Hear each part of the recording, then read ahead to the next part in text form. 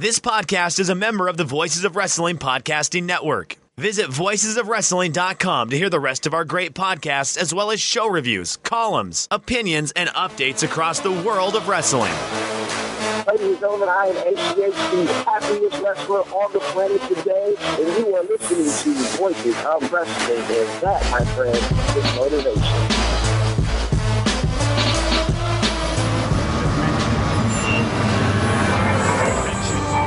Do I have everybody's attention now?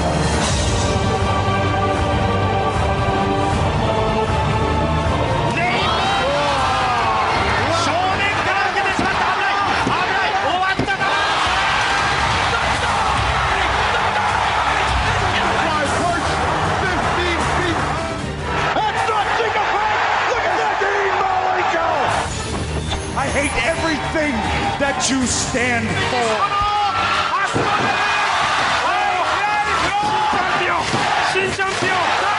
GTS connecting!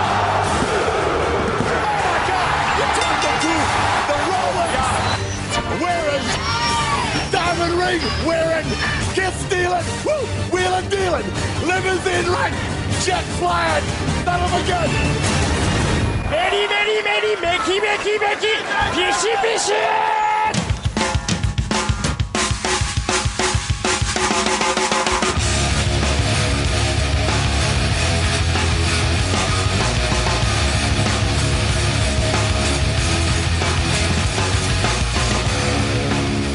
All right, welcome once again to the Voice of Wrestling Podcast. I'm Rich Craich alongside, as always, Mr. Joe Lanza. And Joe, we decided to not wait like 3 weeks, but are we still going to go 3 hours? I don't know. Probably. We probably will. Probably. We did. We also ditched the production meeting, which lasted all. That's true. That's going to hurt. That lasted all of one show, and so yeah, you called me literally 45 seconds ago, and now we're on the air. So here we go. And to be fair, though, I think the one when we did the production meeting, I think that the show following the production meeting lasted 3 hours. So it doesn't really matter either way, does it? It doesn't. And this random banter beforehand doesn't help either. So you know what? You want to get right into it? Is Louis going to be on the show again today? He is currently sleeping. We went on a nice long walk and played. What I do, like I said, I just run him to death for like 2 hours before we have the show, just so I hope that by the time it goes, he's just like, I'm going to sleep. So that's. I hear your guys are out and moving though. So yeah, I actually, as you were talking, I just let them out the back door because of course now they want to go out. As soon as yeah. You know, they're laying on the couch being lazy for the last 20 minutes, but as soon as I'm doing something, now they want to go out. So yeah, I just let them outside. So you'll hear them banging on the door probably in about 5 minutes when they want to come back in. Oh, the dogs and Voices of Wrestling are more popular than us, I think. But anyway, let's get into it. Lots of stuff to talk about. We're going to talk about New Japan's the anniversary show, which is going on actually. By the time you listen to this, it's probably going on tonight because I'm going to release the show right away. So yeah, it'll be going on tonight / this morning. We're going to talk about Little Dragon Gate. They have a show going on as well. Not a pay-per-view, but we want to talk a little bit about the title match there. We obviously have a huge episode of Raw emanating from Chicago, which I was there live, so I can give kind of live reports on that. Obviously, the big story with CM Punk. There's some stuff about Dave Meltzer out there that I'd like to get into.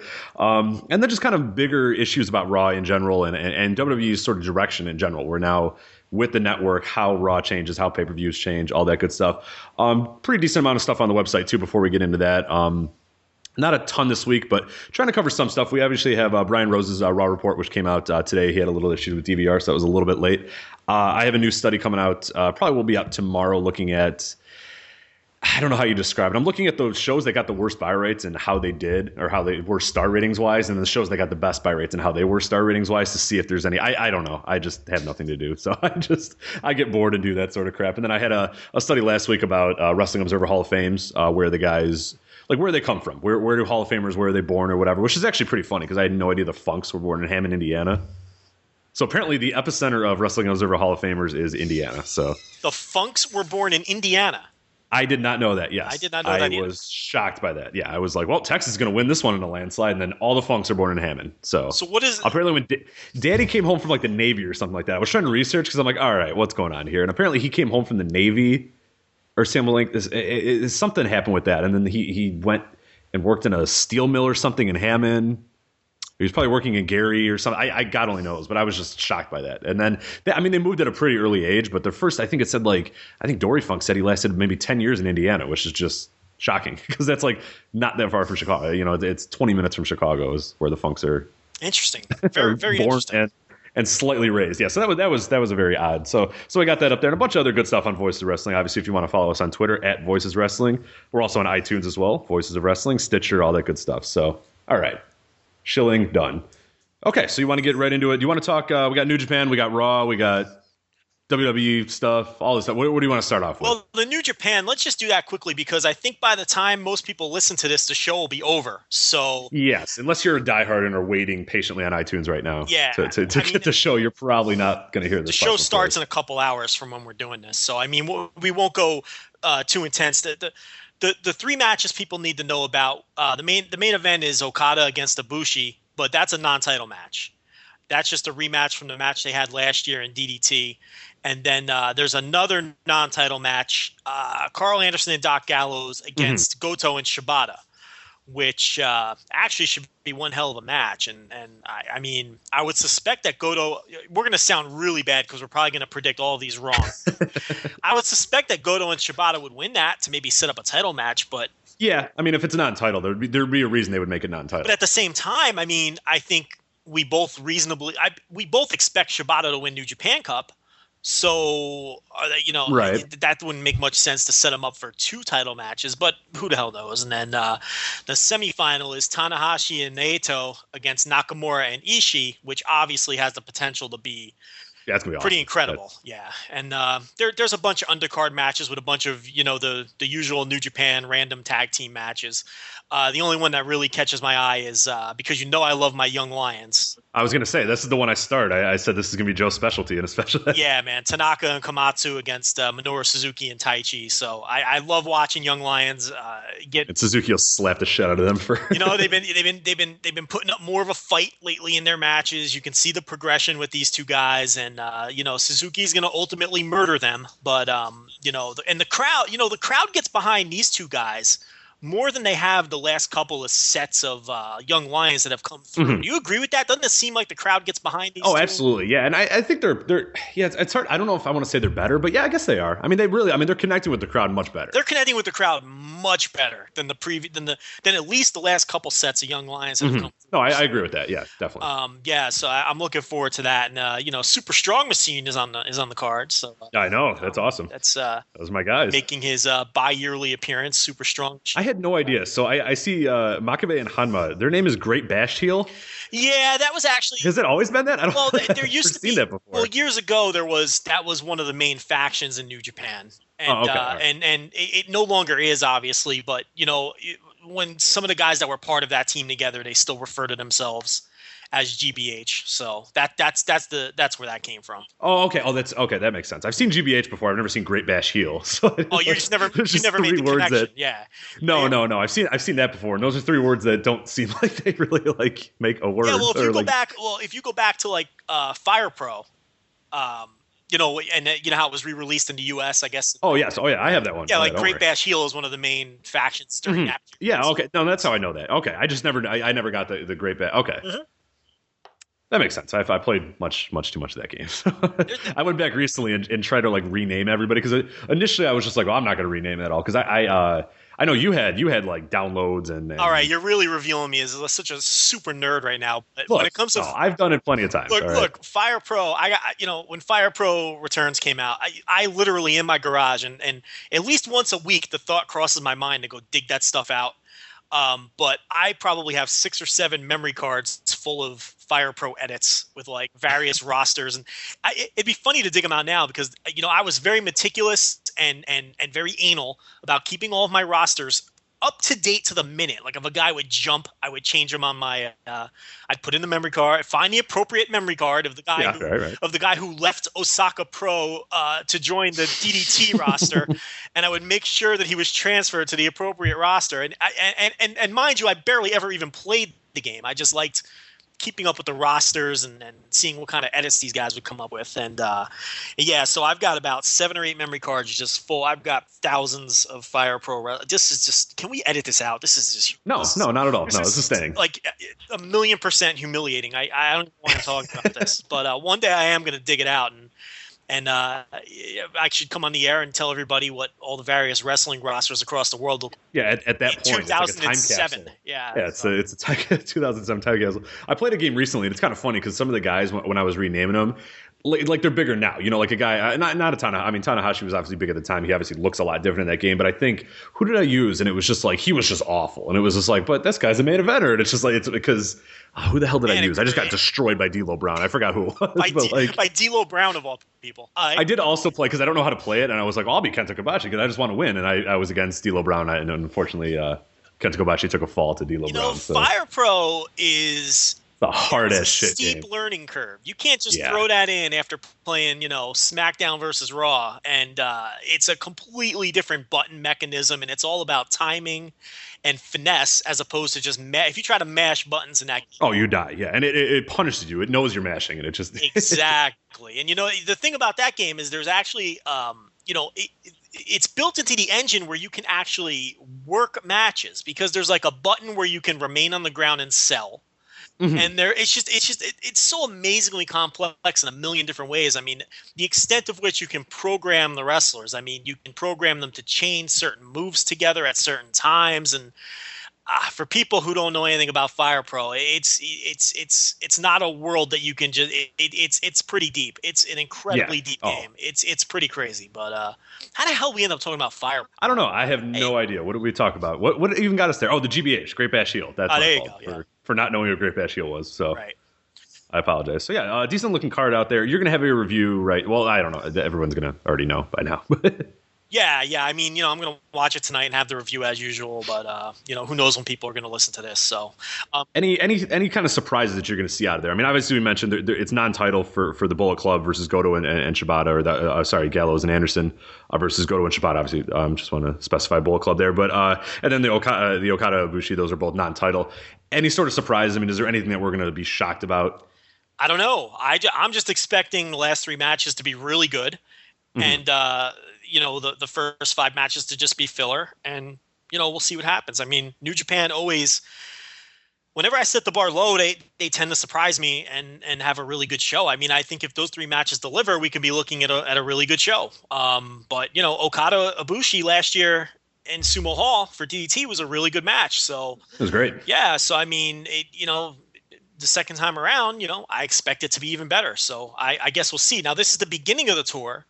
And this is the first show of the tour, and this kind of bleeds into the New Japan Cup tour, which starts on the 15th.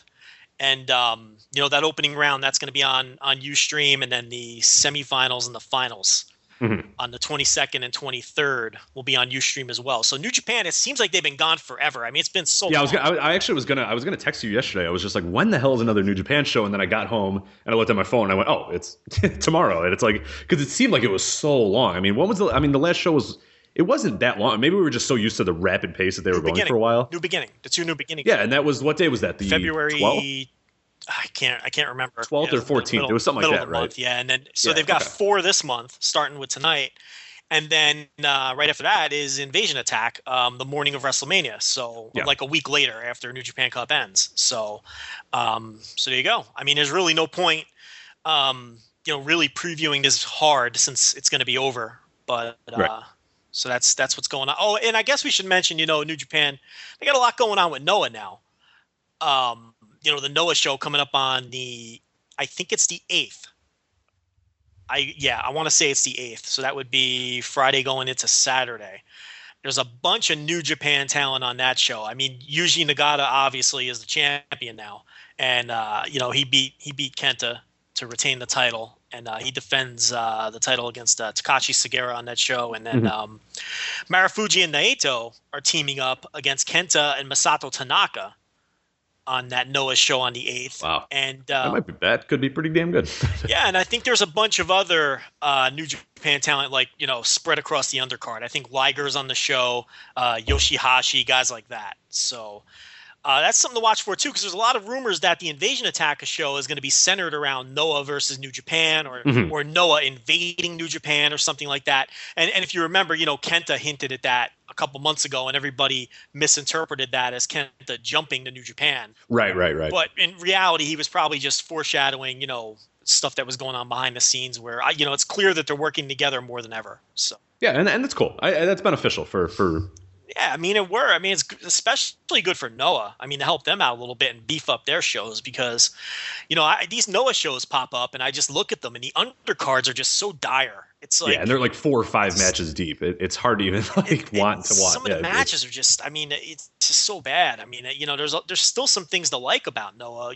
With Kenta is always good, and Haston Nichols always bring something to the table, but the Noah undercards are just they're just so dire. But and the cards it's hard to watch too because like aesthetically they're in front of it's depressing 400 people or whatever, and they're in like a dark gymnasium, and there's the one where I talked about where there's like they looked like they were in a school cafeteria or whatever because there was like doors on the upper level and like stairs, and the guys entered from like stairs coming down from like it was just like what is going on here? That was the Kenta Nakajima Global League match that you're talking. Yes, that was it. Yes, right. What arena? What was that? I'll tell you where it was. I think it was Wheeling, West Virginia, where the Wolves won the TNT tag titles from the Bromance, because it looked like because it had to happen because it looked like a VFW hall type building. It looked like the same building with the low ceilings, and you're afraid if these guys come off the ropes they're going to hit their head. It's just it's very depressing. But yeah, so that's what's going on with New Japan and Noah. But all that happened in wrestling this week, and we're talking about Noah running VFW halls somewhere in Japan, in front of 400 people. It's crazy. Take it or leave it, people. All right. Yeah. You know what you get with us. Sticking with Japan, and then we'll get to America. One more Japan note. Dragon Gate, they're actually running a show, as you listen, it's going to happen this morning tonight / this morning or whatever. And a big, obviously, story out of this, and we talked about it a little bit on Twitter, but we didn't have time. Something that happened right after we recorded our last show. But Ricochet won the Open the Dream Gate Championship, beating Yoshino. And what were your thoughts? Because I initially was kind of disappointed because we've been on the big, like, wow, Yoshino's been awesome, or this has really been cool, or, he's having a great run. And then 5 defenses, I think, is what he had. And now he's done. So he lost in his 5th defense. Yeah, so he had 4 defenses. He was really having a really cool title run. So I have mixed feelings on this because I really like Ricochet. Yeah, and we love Ricochet too. Yeah, if you ever listen to the show, we're the biggest. I mean, I routinely vote for him for best flyer, but especially in the Dragon Gate environment where perfect. He can just let loose and go crazy, and it fits the style of the promotion. I love watching him in Dragon Gate, and so I have mixed emotions. I mean, it was a shocking change to me. I think I wasn't expecting him to win. I thought Yoshino had a lot of momentum and was really having a great run. I thought he was the 2nd best champion in the world right now behind Okada. And, the match hasn't emerged yet. It'll be out later this month. I cannot wait to see it. Yeah, I can't wait. But the big story is that Uhaa Nation gets the first title shot tonight, and those guys are stablemates. But, when Ricochet made his surprise return to Dragon Gate the month before, and they're stablemates with Yoshino as well. They're all part of Monster Express. Yeah. And he made his return to Dragon Gate and challenged Yoshino, and Uhaa did not take kindly to that. And that's where this sort of internal feud is going on. So, yeah, the report I read is that he was miffed that Ricochet got there before he did. That was his dream, right? That he sort of slid in and took, and then won the title. So yeah, and he was annoyed that Ricochet had the audacity to challenge Yoshino to begin with. But Yoshino, being the stand-up champion, fighting champion that he is, he accepted the challenge and he ended up losing. So tonight is Uhaa Nation versus Ricochet, and if I was shocked that Ricochet won, I would be absolutely floored. If that would be. Won. But I mean, they did these rapid fire changes a couple of months ago. Yeah, right. They went through 3. Because Shingo ended that long run of Shima, and they made a whole big deal about it, and he lost it in his first defense. Like a week or 2 later. Yeah. How long was it? It was only about what was it? It was like a week later. He lost it to it was about a week. He lost it to Yamato, and then Yamato then turned around and lost it right. in I think his 2nd defense to Yoshino, because I think he beat one of the Jimmies. I can't remember which one. It might have been Saito, somewhere in between. But so who knows? I mean, Dragon Gate is, to me, I don't know how you feel, but their booking for me is the hardest to predict.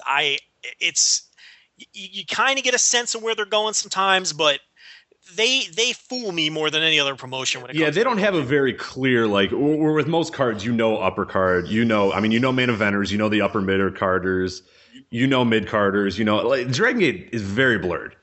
Well, they move guys in and out of the main events. Yeah, right. You have no idea. I mean, by like you said, Uwan Nation just immediately now he's main eventer. Weeks ago he was doing something. It's just like guys move in and out, up and down, and there's something that's cool about that because you watch a card and you don't know. I mean, you legitimately have no idea who's going to win each one. I mean, there's I could see how some people would be annoyed at that, and the Dragon Gate's probably not for them anyway if they're annoyed by that, but. Yeah, it's interesting, but yeah, there's not a very clear line of demarcation between. The thing is, it's not like they don't build guys up. I mean, they still build them, but it can sometimes be like, all right, your turn, go, and then absolutely that guy's built, yeah, and then absolutely. maybe he'll go down for a little while, and then again he comes back up, and he goes. I mean, right. As you mentioned, Ricochet just comes in after being gone for a little while, comes in one match, boom, now he's champion. It's kind of like the same 6 or 7 guys have been getting a turn for the last 4 or 5 years. You know what I mean? Whether it's goes from Shima to Yamato to Shingo and Yoshino, Doi, like all these guys get a turn, being the top guy. It's like they just cycle them in and out. It's like you said, and then Mokuzuki, all those guys, and then they'll kind of fade back into the mid card or whatever, and they just cycle them in and out. The one clear direction though over the last 6 months or so has been the youth movement there. That has been very defined with the millennials, and they've had some injury issues with Eita and stuff. But and now I guess with Ricochet, Ricochet gets the Freedom Gate title shot at WrestleMania weekend against Gargano. I saw, yeah, they're gonna do title versus title, which do it. I think he has a really good shot of winning that match because the long term build all along has been. I mean, that's a year-long build. That's over a year, yeah. Right. Or no, that was a year. Yeah, that was last year. Yeah, right. Because it was that match where Gargano beat Shingo, and they set up all those future matches, and Ricochet's the only one who hasn't gotten one yet. Right, I didn't think of that. Yeah, you're right. So they've been building that up for a year now. So with there's so much time between those Dragon Gate USA shows that it's really hard for them to sustain these stories and keep people invested in them. But that's a year-long build. I think he has a real good shot at winning that, and maybe being a double champion, assuming he doesn't lose tonight or whatever. So we'll see. But I mean, Dragon Gate. I don't know how much. I know you've been watching more than usual. It's been great for the last 6 months. Yeah, it's been a lot. It's been a great. Yeah, there was what's the match? I'm waiting on one of the matches. I think it comes out this week. What was it? It was the one Alan loved it. It wasn't the crap. I'm blanking on which one it was. I don't know. Never mind. It's probably something you saw already then, because if it came out. Yeah, crap. Never mind. You probably he somehow got it ahead of time. I don't know. I forgot which one it was. You're talking about Yoshino and Mochizuki. You saw that. No, I've seen that. I saw that one. There was another one I was waiting for. Now I'm gonna look it up and in like 20 minutes I'd love to know. let you know. I have no freaking clue what you're talking about. So. I have no idea what it was. This mystery Dragon Gate match. Move on. Right. It was some matchup that I was like, wow, I can't wait to see that. And then I don't know. We'll get to it eventually. I'm looking it up now, but I don't want to dwell on that. So. I think you're going nuts. I don't think. You know what? That's the most likely. Yeah. I think you're going crazy. I don't think there is a match. It probably is that match. I think you're confused. I think you've seen them all. The guy only had 4 title defenses. You've seen them all. It was T-Hawk. It was Mochizuki. You've seen them all. So okay, now I'm not leaving. No, now I'm gonna. Or you guys are gonna have to painstakingly listen as I. Well, you can. I mean, you could. I'll tell you right now. Let me think of him. He beat Yamato for the title, right? Yeah. And he's only had this was his 5th defense. So you saw the T-Hawk match, right? I did. Okay. You saw the Moki match, right? Because you loved it. You thought it was like 5 stars. Yeah. So what were the other 2? Let me think. T-Hawk, Masaki Mochizuki. Now I'm drawing a blank. This is making for super compelling radio. We're done. No, we're not done. Yes. No, now I'm being stubborn because there's no match that you haven't seen. I'm telling you, there's not. Because if it wasn't a title match, what would it be? Were you waiting for some Brave Gate match or something? Everything's out there. No, you this is upsetting me now. Now I got to think of what these other 2 matches are. Because those were the 2 most now, was there one between T-Hawk and Masaki Mochizuki? I'm not sure that there was. That could be the only possible match. Yeah, I don't. That you're waiting on. He beat Yamato. He beat Doi. Okay, he beat Doi on the pay-per-view. That was the first one. We saw that. That's the worst radio ever. Listen. Then he beat T-Hawk. The one in between T-Hawk and Moki was BB Hulk. Yeah. That was in like December, I think. So there was we mentioned it on a show like 3 or 4 weeks ago, and then Alan said, "I don't know why you're waiting." I mean, he said that one will be up in 2 weeks or something like that. Rich, that's the Ricochet match because we were complaining because we didn't think it was going to air because of the building. Oh, that's it. Okay, you're right. Okay, got it. Could have settled this 5 minutes ago. I told you. Well, all right. Well, the guy only had 4 title defenses, and we just ran them all down. The one we were missing was BB Hulk, and I didn't even. It wasn't that. No, it wasn't. I didn't see that one. You're right. I heard it wasn't that good anyway. But I saw the other 3. You saw the other 3. It's the Ricochet match. It's coming out later this month. The Yuha match will be on TV too. Unbelievable. It was a long day at work. So. You made me think I was missing something. I'm like, wait a minute, did he have another title defense? Yeah, Ricochet Yoshino. Yeah. I found it now. Ellen says, Rich, I don't know why you were thinking you have to wait 2 to 3 months for Ricochet Yoshino. The TV service is online shortly after. The airing dates are most times 10 days after the event. So, okay. Yeah. That was good. So, Kimball, I'm sorry, everybody that just had to listen to that. I apologize. Unacceptable. All right. WWE, you want to go stateside? Anything else in Japan that we got? No, because on top of all that, the first half hour of the show is completely dead. Talking about matches that people that'll be over by the time people listen to this train wreck. Yes, and all of our awesome predictions are absolute train wreck of a show that we've this first half hour, which people could just skip. So I have a timestamp down now, so that I'll put that in the show review. So if you really don't want to listen to day old like previews of shows that already happened, I have a timestamp now for you. So they're going to miss that super compelling conversation. And they're going to miss the Fire Pro conversation, which is trying to figure out the mystery title defense that you didn't say. 1 out of 4. Yeah. 1 out of 4. All right, stateside. Raw, CM Punk, Dave Meltzer, WWE. Well, that dastardly Dave Meltzer lying to everybody. I'm going to call him dastardly Dave Meltzer from now on. In our show notes, I said Poopy Pants Dave Meltzer because he lies. Listen. He just gets on dirt sheets and lies. That son of a bitch. Let's make this real clear to the goofballs who are listening who don't understand exactly what he said because they read it on some PW Mania WrestleZone site with some site with a Z, news site which twisted his words. He went on the radio show on Sunday night and he said to Brian Alvarez that a source told him that Punk was going to be there and that it was a lock and that it was 100%. Dave did not say it was 100%. Dave did not guarantee it. He was relaying what the source told him. And if you listened to the audio, he was very unsure of himself. He wasn't. It wasn't like he was brashly proclaiming that he was breaking this news and he was guaranteeing that the guy was going to be there. It wasn't like that. He was like, "Look, this is what the source is telling me," and he was hemming and hawing. He was doing his usual Dave routine of stammering over his, whatever, because Alvarez was trying to get him. So are you saying he's going to be there? He's like, well, I wouldn't say, but it's and this is like. If I've read the transcript, it lasted like 10 minutes. Right. Yeah, it was like 10 minutes of just to say I don't know. Put it this way, and the bottom line is this source told him it was 100%. The 100% thing is not attributed to Dave. But anyway, obviously he didn't appear, and the next day Dave came on the show and said, "Look, the source it was somebody I've known for 20 years who's not in the company, who normally I trust, and the source told me that he was lied to." So. It happens. It happens, people. It's not a big deal. Right. This was not, this doesn't ruin Dave Meltzer's credibility. Or he never had it. Are you kidding? No, that's the thing. If you already have it set in your mind, what your opinion of him is, and most of the people that do have never spent $1 on his newsletter or his website, these people that don't think he has credibility, they're just...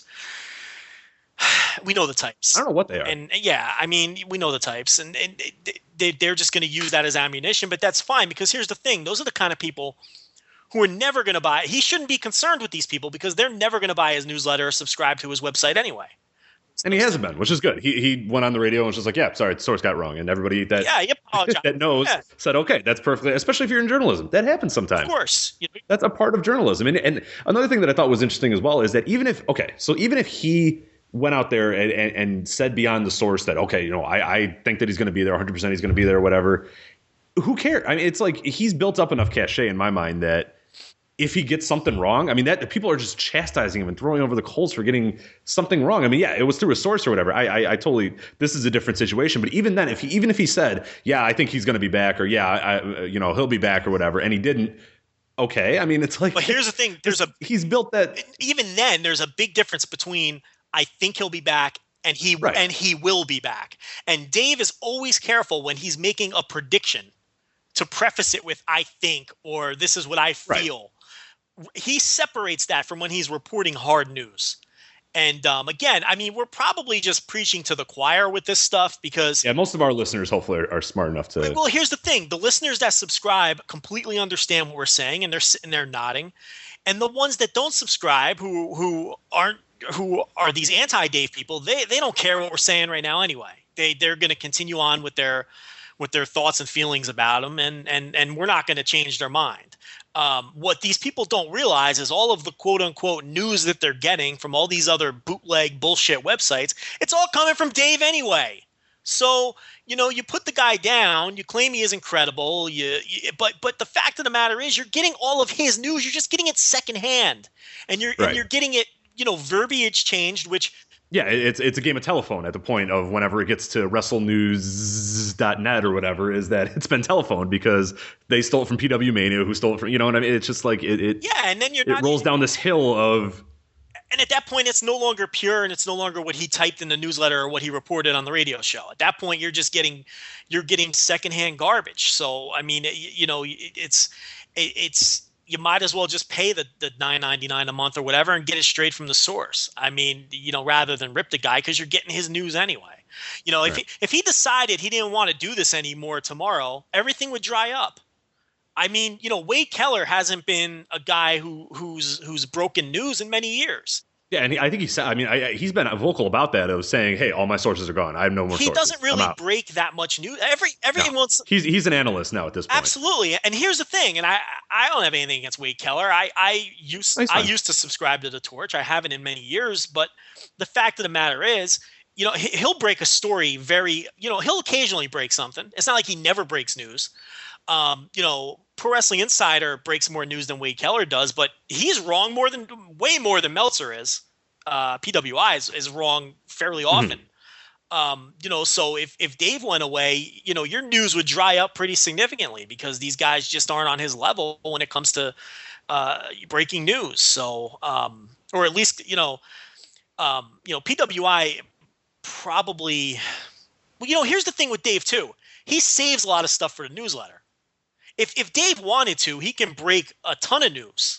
Oh yeah, I mean every day he could put 17 little nuggets in there, but he just puts them in a giant newsletter that comes out once a week. Exactly, so. He saves it for the newsletter a lot of times, So, and so these people don't realize if he decided to stop doing what he was doing, or if something terrible happened to him, or whatever the case may be, and there was no more Dave Meltzer, you wouldn't get anything anymore. So it's pretty stupid to rip the guy for getting something wrong here. One thing.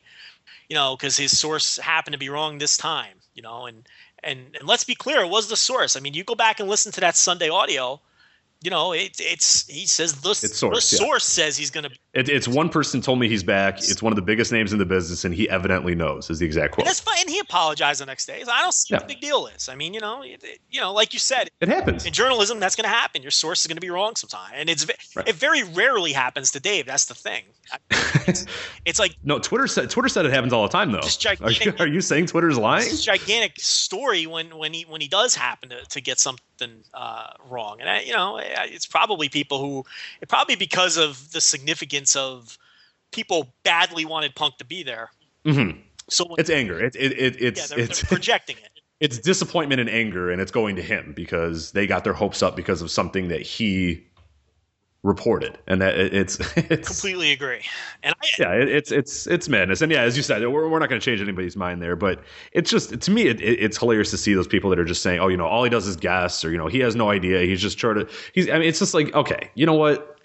Because the big thing is, as you mentioned on that newsletter, that thing is chock full of little news and nuggets and stuff that isn't posted on these big news sites. I mean, there's little nuggets in there. A lot of them come true. A majority of them are rooted in fact, things he's hearing, things that he can confirm, all that sort of stuff that never gets reported because it's just small little stuff. He gets more times than not all that stuff right. Like you were saying on Twitter, he got the WrestleMania card in November, and he said Cena and Wyatt, and we all said, "You're an idiot, Cena and Wyatt, no way." Meltzer reported and here we the are. direction. I mean, He reported the direction of Mania well before New Year's. Last year's Mania, he did the year out. I think it was the day after, or whatever the issue was after. He said, "All right, well, here's kind of the projection for next year's Mania," and it was like almost to a T, exactly what it was. He gets the Undertaker one a year or two out every single time. And people think he's guessing. He's not guessing. He's just reporting what he's told. He's a hell of a good guesser. He gets the information and he reports it. And and the entire internet said there is no chance they are doing Cena versus Wyatt. Yeah, I remember us saying that's the stupidest thing we've ever heard. That's a terrible match. Because Wyatt was nowhere close to being pushed at that level yet. And it didn't take but a few weeks to see that was clearly where they were going. Yeah. And so, when he reports something, you guys should listen. You people that are the non-believers. I mean, he knows what he's doing. He's been doing it for longer than many of you have been alive. So he knows people.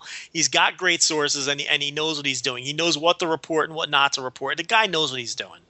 It's just funny that we like wrestling fans of all, like, imagine this in any other sport. Imagine, like, for you, a Cincinnati Reds beat writer says, "I think Joey Votto's going to hit 40 home runs this year," and then he hits 30. Are people crucifying this guy or like raking him over the coals? I mean, that's essentially what we're going here. Is he's saying, it's. Or guys report stuff for saying that, the hitting coach said Joey Votto's arm is fine and then his arm's hurt or whatever. It's just like, we don't crucify like sports writers because a coach gave him bad information, right? It's just like it's just unbelievable, this level of weirdness that wrestling fans have with the weird anti-Meltzer people. Yeah, it is strange because they really don't realize that anything they're getting is 99%. Right. Who's somebody better? I mean, that's I know Bix was on there, David's Bix man, saying, "Okay, name me one guy better. Name me. Okay, you don't trust Dave Meltzer. Fine, whatever. He's an idiot. He makes everything up. Who's your guy then? Who's your go-to guy?" And nobody could answer. Everybody was, "Yeah, but Dave, he just guesses or whatever." And he kept saying, "Okay, who should you follow then? Who's the next guy then?" And you get, your Mike Johnsons, your Wade Kellers, whatever, but they'll even admit themselves that they don't do that much news. I mean, Mike Johnson's a news guy, but but again, he's been wrong a lot more than he's been on a real cold streak since. I'm still waiting for Shelton Benjamin and MVP to show up at the Royal Rumble. So I mean, did you see the tweet a few months back where somebody asked Shelton Benjamin about his Royal Rumble, and he's like, "Oh, I'm still waiting for my music to hit." Yeah, I mean, Johnson just got something pretty big wrong not too long ago. Oh, he said Hogan was going to be at the network announcement, right? Isn't that wasn't that another Johnson story that went terribly wrong? I don't recall if that was. I know somebody mentioned that, but I don't know if that was him. I think it was him. I think he said, in fact, he said he was spotted there, like he was physically in the building. And as we all know, that never came to be, So, and that, I'm glad I remembered that, because a week earlier when Hogan was on Raw, Dave flat out said Hogan is at Raw. He didn't say, "I think Hogan's going to be at Raw. I've been told." No, he said, "I know for a fact Hulk Hogan is going to." When he reports something as fact, it's a lot different than when he's given it. He makes it pretty clear when he's reporting news or when he's just giving his opinion. And the problem is when it gets to these fringe sites, the lines get blurred. Right. They blur the lines and they report everything he says as gospel, when in reality, sometimes he really is just giving an opinion. And Louis did end up making an appearance. He did. It was a brief, but he's still laying down but still barking. Yes. So it's good. He's half sleeping, half barking. So we're in luck. So anyway, let's get to the big part of obviously Raw. CM Punk clearly did not show up. Obviously, it was in Chicago. I was there live. Maybe I'll ask first from your standpoint, because I was there live. The show, how did it sort of come across on TV? Loud.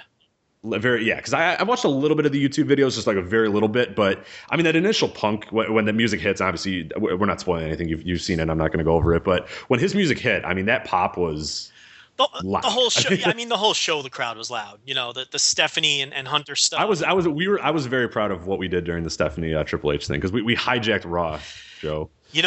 Rich, you try to pull the wool over people's eyes, but I know people who saw you, and you had your hijack Raw printout. Yep. You had your Bautista sign. And I didn't even see what happened during the Triple H thing, because I turned my back, so I had no idea what was going on.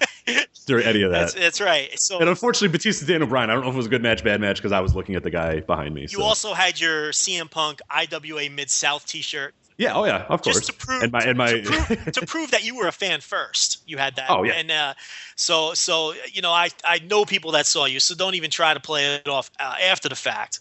But listen, when it comes to the whole hijack and Raw stuff and the crowds chanting certain things, I have a little different take than this.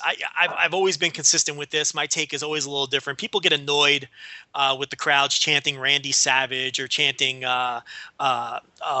Husky Harris at Bray Wyatt. I don't care about any of that stuff. I don't care how crowds behave. You buy your ticket. You can do what you want. Do whatever you want. Whatever, you're there to have fun. Have fun at the show. I don't care. That stuff doesn't bother me. It's if Bray Wyatt ends up becoming a big star, they're not going to chant Husky Harris at him anymore.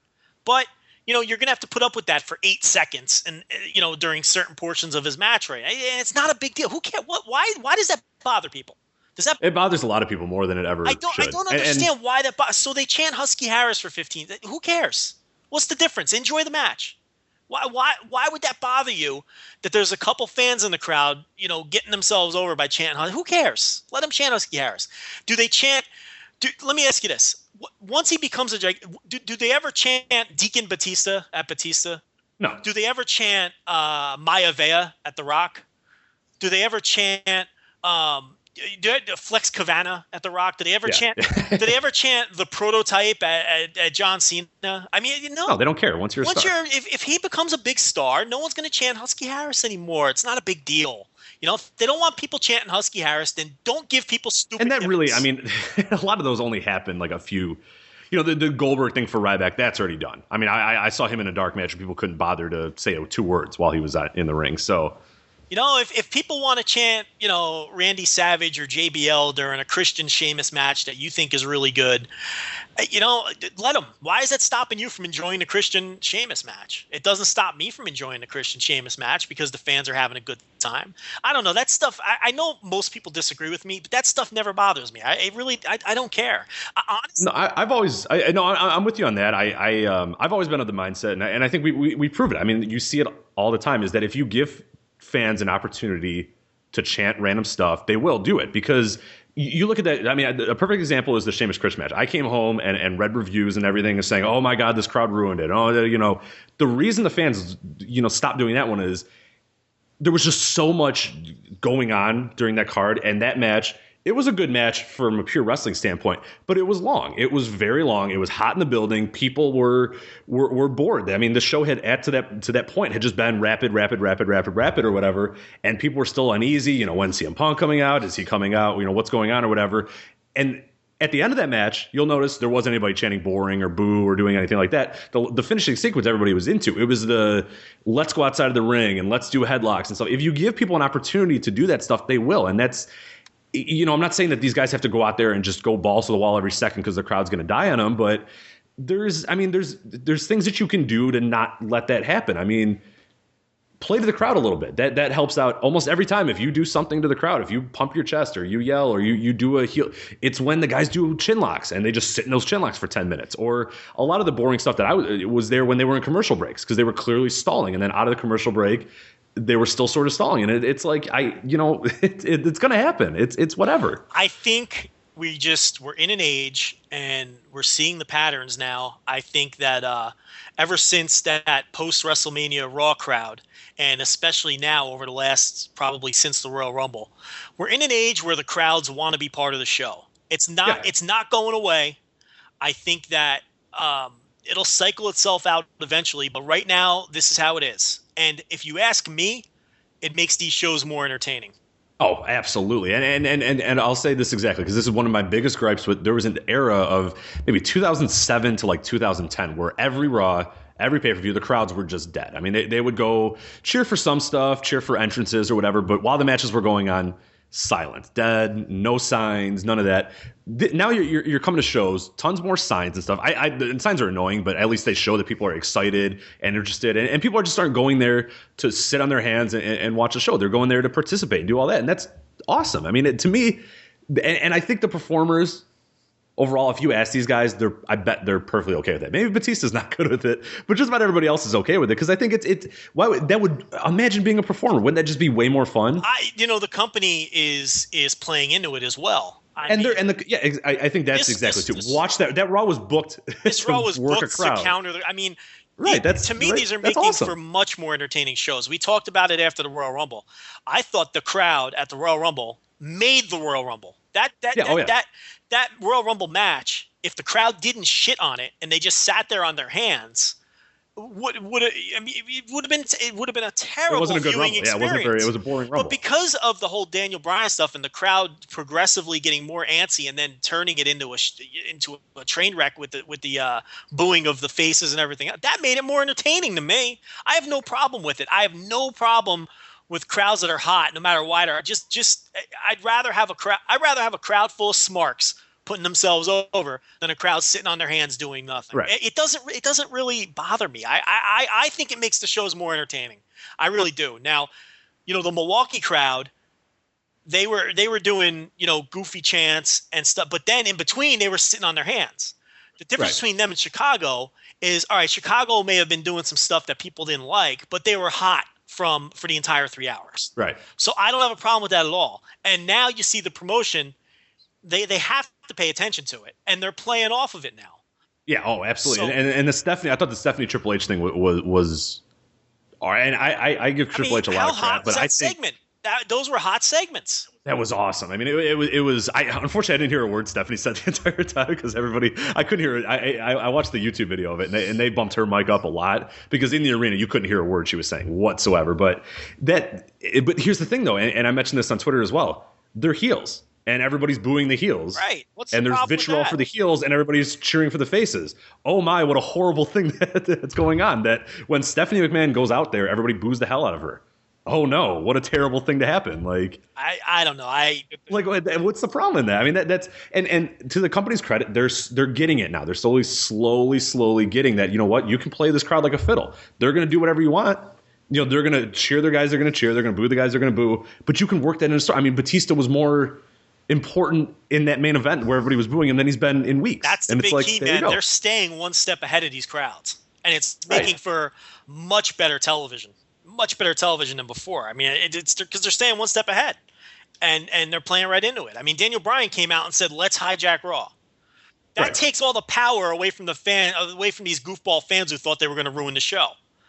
Now you're just. I can tell you, I didn't see a single person turn around during any. Right. Well, now you're just playing. Now the babyface is playing along with you. Yeah, exactly. So what exactly are you hijacking? So they're staying one step ahead of these guys. They played the Punk music in the beginning, and they wanted these fans to burn themselves out on the CM Punk stuff early. It didn't necessarily work, but they are paying attention to the crowds. Yeah, and it's a good thing. I hope the crowds stay like this. Yeah, absolutely. And I thought the Raw, the way it was booked, the promos and stuff, everybody was on the top of their game. And it was a top notch. I thought it was a top notch. I thought overall the show was booked just tremendous. I mean, that Paul Heyman promo was awesome. The way he weaved CM Punk into Undertaker, built up that storyline, got something ready for that. The Triple H Stephanie, I mean, they were playing to the crowd. Everything that they were saying was, it's that thing that I always love about villains in wrestling. And we're starting to finally get it again. And again, I did want to mention this too because I had everybody around me going, "Oh my God, why is Batista and Orton the main event?" I was like, if you don't understand that Daniel Bryan and Triple H is like the biggest match going into Mania, it's right. We're still fighting the fight. I'm fully on your side now. Is like if you don't understand that is the biggest deal, right? More so than Batista and Orton, then I don't know what to tell you because clearly, I mean, look at when those segments happen on that show. Yeah, it's this whole thing, the title. And people just can't wrap their brains around. But it was. I thought it was matchful because again, as I mentioned, I sort of got off track there, but a little bit. But you have Triple H and Stephanie who are villains. They think they're doing the right thing, but they're a lot of what they're saying is true. What they're saying is what people think that you don't think Daniel Bryan can main event because he's too small or whatever, and people are booing because of that, and they're using that in storyline and stuff, and it's good. That's exactly what wrestling is good when it's. I mentioned this on Twitter as well. It's.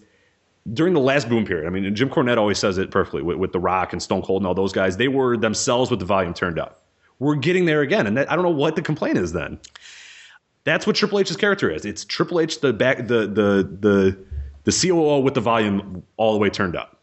Daniel Bryan possibly has those gripes in real life. Doesn't say it. Now he has an avenue to sort of quote unquote say it and be against. We might. I wasn't sure if I was going to go here on this podcast, but I think I'm going to do it anyway. We've got super hot crowds every week. We've got some of the best, maybe the best week-to-week in-ring work. Oh, it is. No, say it. I say that it. We've seen in the history find of this company. Find a better period than what we're going through now. You won't. The stock is at an all-time high. You have this network thing, which seems to have reinvigorated a lot of casuals into paying closer attention. $2 billion valuation today as well. Right, $2 billion. You have, New Japan caught fire over the last 2 years, and they're doing their thing at Ring of Honor, which appears, both of those shows are going to sell out. Indie crowds, I don't know if people are paying attention, but they're up. Ring of Honor and CZW are killing it at the gate. And, those are, the one little indicator of where wrestling is at to me in this country has always been, how are the indies doing? Because when people have that thirst for wrestling and they can't get enough, the indies do well. And, you see signs of the attendance at the grassroots level slowly inching up. And you've got potentially 2 new national promotions starting this year. Along with this network, we could be on the verge of something here. Yeah. Oh, absolutely. It's like you're saying. There's the personalities in the WWE right now are real life personalities turned up to 10, which is always the perfect formula, which is what you look to strive for. The crowds are hot. I don't know, man. We knew 2014 was going to be a pivotal year in a lot of ways. And a turning point year in a lot of ways, but there are some early signs here that we could be on to something. I'm not going to use the B word. Yeah, right. People get very upset when you use that. You know what I mean? I'm not going to use the B word, but there's something happening here, and that there will be casualties if there is something going on. I mean, the fact that TV is willing to take a chance on this AAA thing, and if Jarrett has something up his sleeve, if there's someone willing to take it, wasn't that long ago that McMahon was having trouble getting a good TV deal. Right. Okay. He's gonna crush his previous, right. The new TV deal they get is going to be incredibly profitable for them, to the likes of which, that's going to be driving the cart now, not pay-per-view. It's going to be this new TV deal, and the fact that other TV outlets are giving wrestling a chance, and there's going to be casualty. I mean, maybe TNA will be a casualty. Maybe Spike will give up on TNA, or maybe this AAA thing won't work, or maybe the Jarrett thing won't work, or maybe Sinclair will just, they'll just get bored with Ring of Honor. Maybe they'll be I'm not saying that everybody's going to make $1 billion in 2014 and beyond, but there are definitely some subtle signs of things really on the upswing in the wrestling business. There's no huge, gigantic neon signs yet, but I think things are percolating. I don't know. Maybe I'm being overly optimistic. No, I don't think you are. I mean, for the first time in a long time, I when I go to work or I'm hanging out places, people are asking me about wrestling. About, hey, what's going on with CM Punk? Or, hey, what's going on? What's this Daniel Bryan or the thing? Network. Or, oh, hey, I watched Raw last night. It seemed kind of cool. Who are the guys right now? I had another guy saying, hey, when's the next time Raw is in? I really want to take my kid to the show or whatever. And I was living in complete obscurity for 5 or 6 years. And you know what? I put this on Twitter a few months ago. When my mom calls me and says, hey, what's going on with CM Punk? I'm saying, okay, you know what? Something's up here. You know what I mean? It's like the Network too is the big one, and it's if the Network, like we've said, it's all anecdotal, but there's just people who we never suspected would be into this network that are. Right. That we know personally, or, we see online. And, we don't have any concrete numbers yet. That number will be released by the WWE at some point, but, and just the way and here's the other big key too, because of the way the business structure is changing, where it's the television revenue that matters now more than the pay-per-view revenue. And we're seeing already the changes where the television product is a lot better than it's going to be a lot better than it's ever been, because all of the hot matches and all the hot angles are going to be on TV. as opposed to being safe. The pay-per-view is going to set up the TV. It's going to be a total switch. And we've already seen signs of that. I mean, this, Raw, we're seeing quote unquote pay-per-view quality matches on, that was a pay-per-view. On Raw. That was now. a pay-per-view. And people a couple weeks ago were like, I can't believe they gave away Roman Reigns against Bray Wyatt on TV. Now, listen, you could argue they did that singles match too soon, but you're going to see matches like that on TV moving forward. People have to get out of this mindset that matches like that are going to be safe for pay-per-view, because it's going to be advantageous for the company to put this stuff on TV because they want to get those ratings up. Because the TV revenue is what's going to matter now more than the pay-per-view. Yeah. There's not going to be any more pay-per-view. If everything plays out the way they want it to, there's not going to be any more pay-per-view in this company because everyone's going to have the network.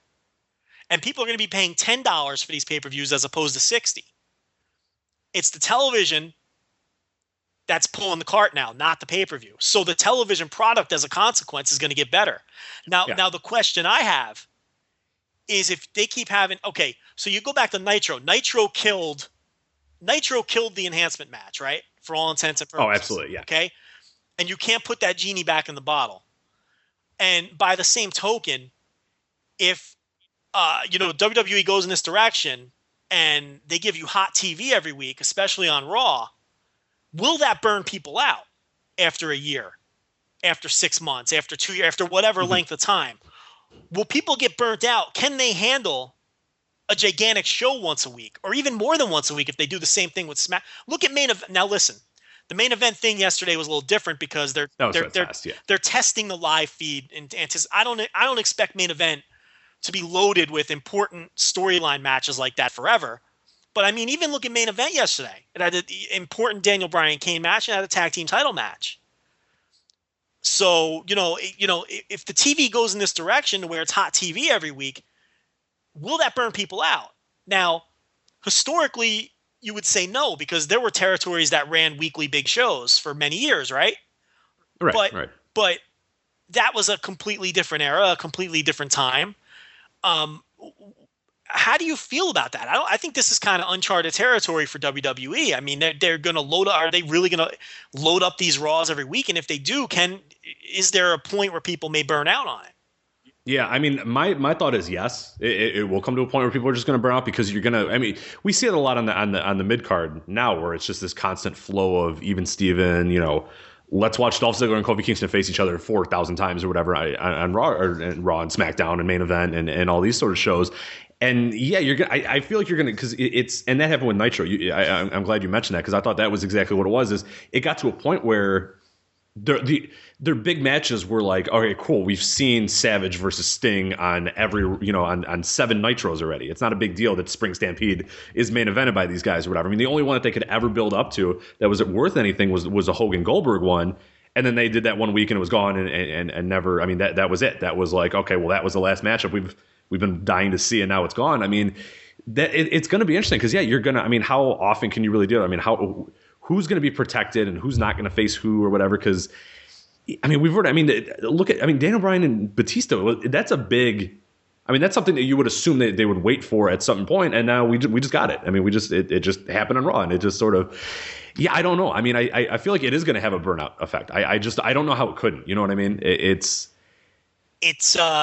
interesting because it's not deep, because you mentioned the territories, and I think there's a difference in that of, and you can look at the kind of the stagnation of the roster that we've had in WWE for a while. The big thing with the territories was you had your hot baby face, and the bad guys would come in and come out and come in and come out and do that sort of stuff. Even though they ran those territories every week or whatever, there was still a little bit of a difference in who was right, because the faces were different. You can bring in a different heel of like Memphis is a good example. Different heel would come in to face Lawler every time, and they would just cycle those guys out and then bring in the next. Yeah, and that guy would run for 3 months, then he'd be out, and you wouldn't see him. And if they didn't bring a guy in, he would they'd redo something with either Austin Idol or Bill Dundee or something. But then, or if they didn't bring in their monster heel of the week to win the title, right? From the big Lawler, guy, the fat guy, who would the giant guy, beat Lawler for the title, and then Lawler would beat him back the next week, which is why Lawler had 9,000 title reigns and everything else. And same thing with Vince McMahon, the father. He would bring in a different heel, build him up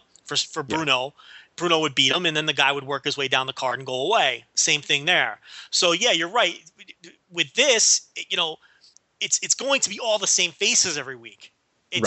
Unlike, in territory days, like you're saying, you're not cycling guys in and out. It's the same roster, which is why I'm concerned that at some point, if you're building up to a huge Raw every week, they might burn the people out because you're really not building towards anything else. I mean, the pay-per-views at first are still going to be big deals, but it's like Meltzer said. I mean, eventually they're just going to stop really treating the pay-per-views as something special, and people need to adjust to that. Everyone's all excited about getting these pay-per-views for free. What they have to realize is these pay-per-views are not going to be like they were pre-network. They're just not going to be. They're not going to. Why would you focus on something that's less important revenue-wise? You're not going to do it. So. And it's essentially a fixed cost. I mean, it doesn't matter if they put on the best show ever or the worst show. They have your $10. You have that number of subscribers. Right. The number of subscribers isn't going to fluctuate greatly month to month because you're buying 6 months in advance anyway. Exactly. Unless you can predict out 6 months of, that Unforgiven card is going to be sure awful. They haven't run Unforgiven in forever. But, like a whatever their Hell in a Cell is going to be. Why don't you bring up Bad Blood while you're at it? Or why did Bad Blood have 2 Ds? Over the Edge. Or what was the one with the dice? What was the show with the dice? Fully Loaded. Why don't you? Oh, Fully Loaded. Yeah, Fully Loaded was that one. Oh my! Cyber Sunday. I don't know if the next Cyber Sunday is really going to move the needle. I cycle through these Attitude Era pay-per-views on the network, and I just have no desire to watch any of these shows, like these Fully Loadeds and these Bad Bloods and just these awful 1999 era pay-per-views, which are just awful main events of guys brawling and and these awful undercards with the Gangrels of the world and the Godfathers. It's like I have no desire to watch these shows. It's just I cycle right through those years and just move on to something else every time. And that's something we've talked about a lot in the show, and it's starting to already happen, which is good. I sort of predicted that the more people are going to watch that era stuff, they're going to go, oh, this is really not very good. And it's like it's not. I mean, it's really we're so used to now what we get, and that's why I tell people now is where you complain about whatever it is now, like go back. I mean, seriously, go watch those Austin Dude Love matches or whatever from Over the Edge 98. Those matches suck. They're terrible. It's just bad. Austin runs out of the ring and then they just brawl over whatever the entryway is. So, okay, Over the Edge, there's a car parked. So now Austin's going to get Irish whipped in the car. Dude Love's going to run over. He's going to do a back body drop. Dude Love's going to fall into the car and then they're going to whip to the other car. And it's just like, that's all that goes on. Well, but Rich, those were the best matches on the show most of the time. That's the funny thing too. Is that builds up. Are dreadful. The undercards. Yeah, you have Farouk versus Vader. If you really want to see Farouk versus the Fat Vader, have at it. Not even that. I mean, some of these oh God. But the point is, I mean, the whole structure's changing here. So I don't know if putting on those hot Raws every week is going to burn people out or not. And I think the model is you look at. I think. I mean, there's obviously different circumstances, and they're much smarter than that. But I think Nitro's that model. They didn't care about pay-per-views. Their thing was, we're going to beat them in the ratings every single week. We're going to get big ratings. The difference there is there was a definite. The rub there was they were killing their pay-per-view. Eventually, they were going to kill their pay-per-view, and right. They were just so fixated on winning the ratings. But the difference here is, it's a little different here. They're not. They won't be quote unquote killing their pay-per-view. There's no pay-per-view to kill. Right. The focus is going to be on the TV. And listen, I'm not complaining from a fan point of view. I think this is great because we're going to get compelling shit on TV every week. And, WWE's been on such a hot run. You had NXT ArRival. You had, you got these live main events, which are going to be loaded. Raw has been better and better every week. As a fan, you have to love this. And getting back to the point I was making before, I'm not going to use the B word, but if they're going to put on hot TV on Raw every week, is that going to hook people? That's another thing that they kind of have going for them in the moment. The question is, can you sustain that? If all this hot TV does hook people, how long are they going to stick around before it just becomes burnout? Or, now you're putting on all these loaded TV shows. At what point does that just become the norm? Because again, you can't put the toothpaste back in the tube at that point. Right. This is what it is now. So, it's a kind of a tricky deal. It's a bit of a double-edged sword. And, we're kind of projecting out, many years here. We're not talking in 2 months. It's not going to be like, this Raw sucks now. It's just John Cena versus Daniel Bryan matches every single week. I mean, this is a year out. Yeah. We're talking about, potentially the early stages of a boom and then the burnout. So none of this may happen. This all could be a waste of breath. But it just feels to me like there's a lot of stuff percolating now, and it feels like we're on the verge of something special. And I'm talking industry wide. And of course, as you know, WWE is the horse that pulls the cart for everybody. When they get hot, everybody gets hot. So it just feels to me like there could be something coming. I don't know. I could be way off base. I think. I mean, you mentioned Ring of Honor. I mean, they their attendance over the past few months has been. I mean, look, it's been up. Pittsburgh, Nashville, San Antonio, all in they doubled or tripled whatever they had last month. I know Court Bauer came on. He was on the Bauer and Pollock show and said that in Philadelphia or whatever they did over 100% better than they did last year at the exact same time. Philly, Pittsburgh, Nashville, San Antonio all did between 900 and 1500. And they sold out Toronto and New York with this New Japan thing without announcing a single match. Okay, so clearly Ring of Honor is on the upswing. I know locally AEW shows I've been going to, they had to bring in extra chairs the last time I was there. CZW is packed standing room only every time they run. I mean, so you're seeing it on the indie level starting, and it's like I said, that's always a good hidden indicator. Because there's that thirst for wrestling with people. Mm-hmm. They want to see a live product. And the fact that television stations are going to give some of these new promotions a chance is also very telling. And, the rights fees thing is a bubble that may eventually burst, but you take advantage of it while it's there. I mean, we're baseball fans, and we see it at the team level in baseball. Everyone's getting these fantastic new television contracts, and you talk to economists, and they're like, this is not going to last. Because all people will tell you is that television is a slowly dying medium, cable is a slowly dying medium, pay-per-view is a slowly dying medium. Meanwhile, television keeps paying more and more for content. Right, especially with live sports, because that's the only thing that's that quote unquote DVR proof. Right. Because I honestly, if you took at this point, there's Raw. Obviously, I have to watch Raw, but if you took sports out, if I didn't watch sports, I wouldn't have cable. What's on my TV right now is the Nuggets, Dallas Mavericks. What am I going to watch all summer? The White Sox. What do I watch? I watch the Bulls. If I didn't have sports, man, I wouldn't. and they recognize that. They know that there are a lot of people like me that if they just wanted to watch shows, if they want to watch Game of Thrones and Breaking Bad, they don't have to have cable to do that anymore. Right. And so when WWE gets this big deal, whoever loses out may be looking for something. If they feel that wrestling is a hot property or could be a hot property. Or it's just a live sport. It's live sports. It's something that's DVR proof. Yeah. Correct. Yeah. So if Jarrett brings something to the table that's attractive to them or, whatever the case may be, AAA already, they didn't get on a great network, but they got on TV. They got themselves. They got the backing of a pretty big name too. So that guy's gonna when that guy's attached to a show. That's the thing. It's gonna get something. If Mark Burnett's name is on something, you have to take it seriously. Yeah. Now, he's had plenty of failures. For every survivor, he has something that got canceled in 2 weeks or did terrible in the ratings and flopped. But he's a major, major player. And, so you have to take it seriously if he's involved. Doesn't guarantee success, but you do have to take it seriously. Now, I don't like the sounds of it, of the early things that I've heard about it. People that think it's just going to be AAA wrestling, in America, you're going to be solely, you're going to be a little disappointed. That's not, well, actually that might be a good thing because AAA is pretty dreadful these days. But the point is it's not going to be a traditional lucha libre wrestling show if that's what people are expecting. But yeah, so, maybe something's happening here. There are definitely some very early signs. Listen, I want to stress very early signs. I'm not saying that something, that it's going to be,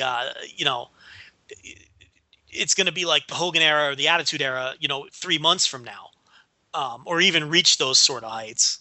But I don't know. Again, it could just be optimistic. I'm looking at this. No, I feel it a lot too. I feel it. And we've been doing this now for 2 years. And they've got a crew of really talented, hungry guys. What a surprise. Talented guys are good and get over and people love them. They've got a talented crew of hungry guys who were overlooked for a long time when the emphasis was not on hiring guys like them. And the quality of the shows have improved. These guys are starting to get over and only good things can come from that. These are guys who have been around the world.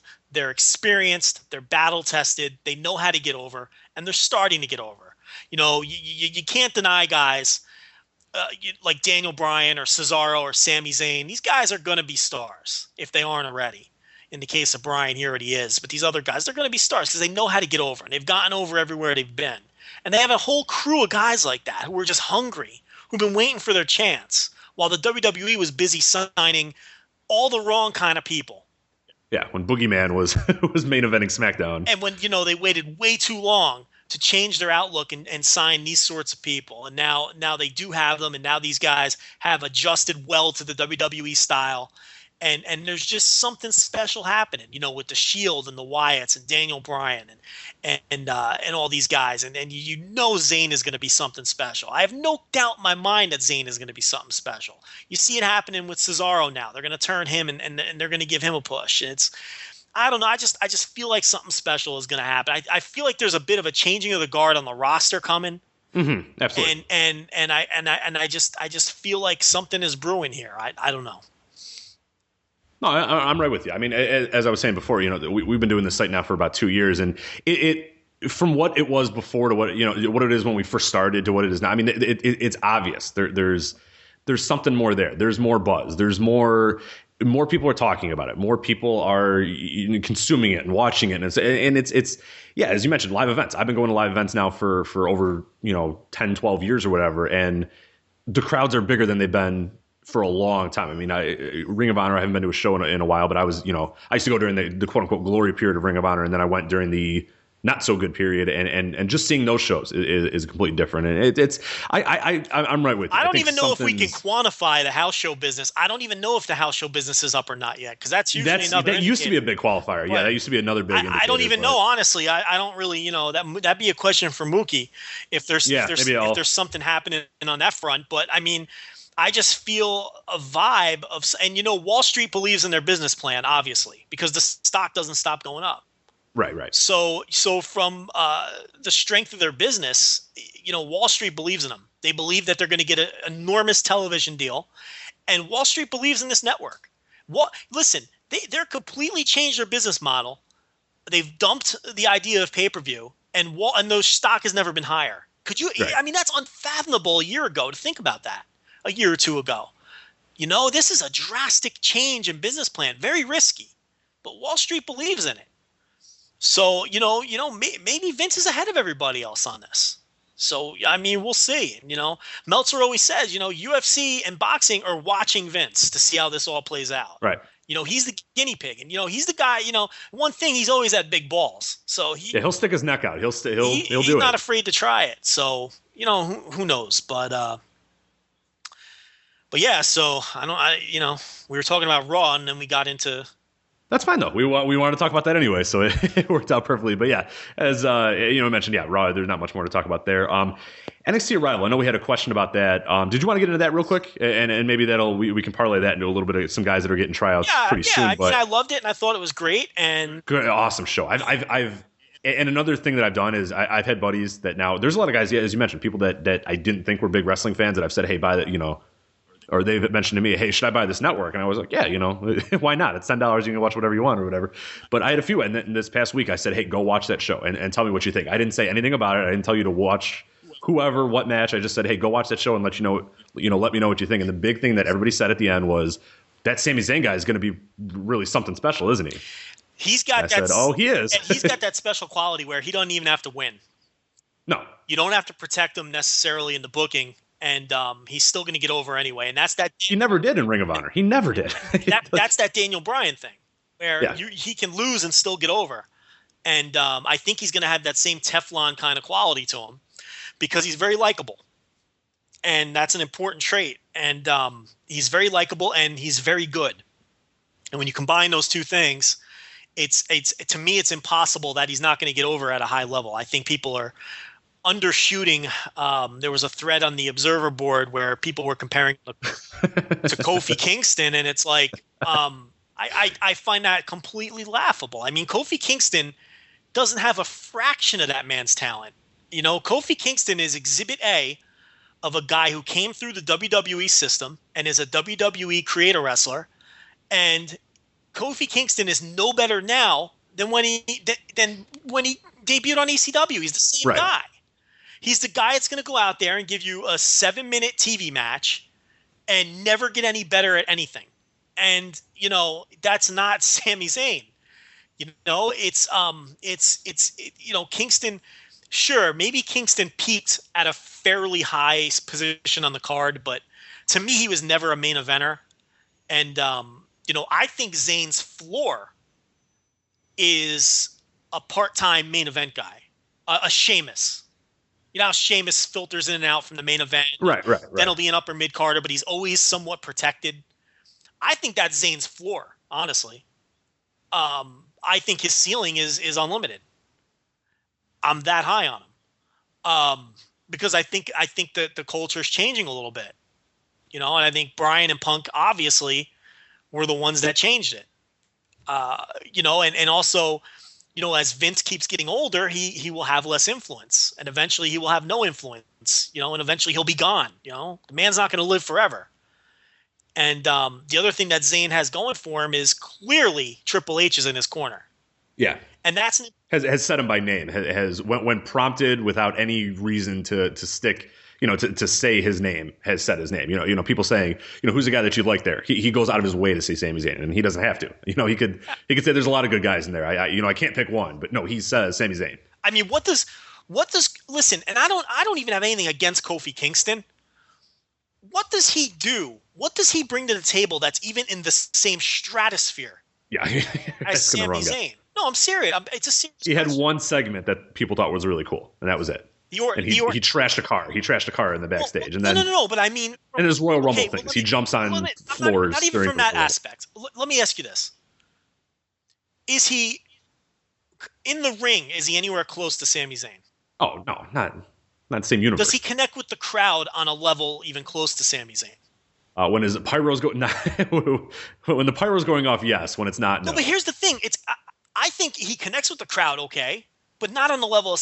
There are very few people. He doesn't convey the same emotion that Sami Zayn gets. Sami Zayn always, and even when he was Generico, it didn't matter what he was doing. And we've talked about it before on the show, multiple times. Is that it's hard to find a better babyface than him. I don't know how he does it, but he elicits sympathy. I mean, when he dove through the ropes and Cesaro just uppercut the hell out of him, it was this. There is nobody on earth. There is nobody on earth who garners babyface sympathy like that. No, the only guy that's close is Daniel Bryan.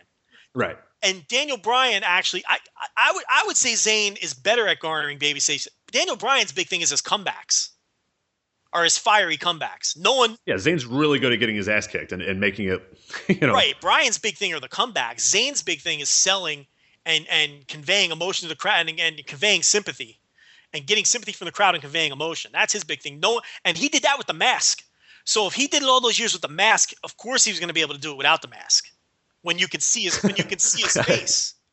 I saw somebody say that they thought his facial reactions were bad or something. I was like, whoever said that, they're awesome. Whoever said that is lost. If you really think that, if you don't like his face, you're lost.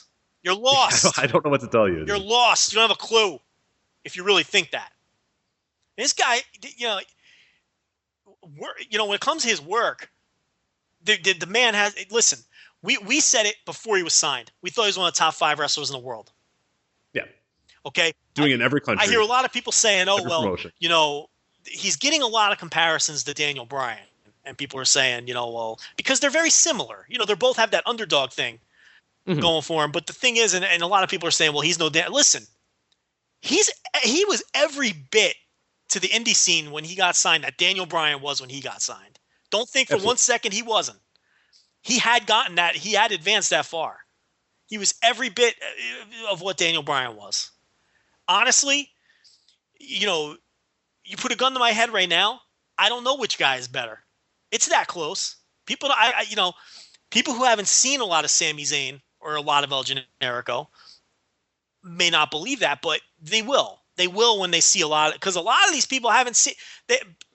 There's a ton of people who've only seen this next match, this NXT. Yeah, they've watched 2 NXT matches, right. or this one, and then the 2 out of 3 falls, and have said, okay, well, yeah. This guy's been this good for a long time. Yeah. This guy was arguably the best wrestler in the world for a year or two before he 2010, I think, or was it 2009 or 2010 when he really started? 11 through 11. That's what. Well, I'm trying to think of when he really started gaining momentum. Was 9-10 era, right? And then like 11 and 12 is when he was absolutely off the charts good everywhere. Right. I mean, just off the charts good. Just arguably the best in the world good, like that good. And so this is no surprise to anybody who's followed him closely in those days. And he's and he's El Generico without the mask, which I'm surprised about. He hasn't really the in-ring is essentially the same. He has the WWE style is a little different. It is slightly toned down, but not dramatically. No, not much. I'm surprised. That match on ArRival was a New Japan match. Oh yeah, I want to talk a little bit about that match. And you mentioned the Kofi Kingston comparisons or whatever. Show me a match where Kofi Kingston faced. Okay, so he faced Dolph Ziggler for 7,000 matches on, and Mookie did the stats, and it's shocking how many times those two actually faced. It's not 7,000, but it's like 40 times in a year or something it was. But tell me when they had a match and you said, oh, wow, remember the second match that Ziggler and Kofi had? Wow, in this 8th match, they're really hearkening back to that. Or, Kofi was trying to do this move and Dolph kept cutting it off, but now he finally got it. This match was filled with that stuff. That's because Kofi is a WWE creator wrestler. Right. They ran the same match, the same match 40 times. Every guy that comes out of that system that doesn't have experience other than that system is that kind of wrestler. And will never get any better.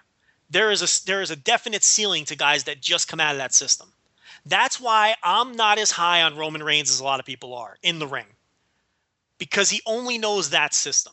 The one advantage he has is he comes from a wrestling family, so he's getting the right kind of advice from the people that are close to him, and so he does have that feather in his cap. Same thing with Bray Wyatt, but they've essentially just learned through that system. Right. And there are definite weaknesses to those guys. They're not nearly as good as these guys who are world traveled. And Zayn has that. Zayn, another talking point was this series of matches with Cesaro was so good. Well, Zayn, I think Alan was the one who brought this up on the Observer board, and then I backed it up. Zayn has done this with a variety of opponents, whether it's Kevin Steen, Kota Ibushi, Samurai Del Sol. This guy he's the master of the series. Absolutely, of having a long series of matches that every match is different and every match plays off the previous one. Right. I mean, those DDT ones were like perfect of that. Like every one of those built up and had something and the scene ones too. I don't want to discredit those. Those absolutely, that blow off one was so filled with like little caveats that really reward you for being, being observant and being a decent fan. And I also thought that one thing I got with that NXT ArRival is, oh my God, it's and I usually am not even that big of a Regal guy or that big of his work on commentary, but it's so refreshing to at least just have a guy that at least kind of talks about what's going on in the ring and has some knowledge of what is going on.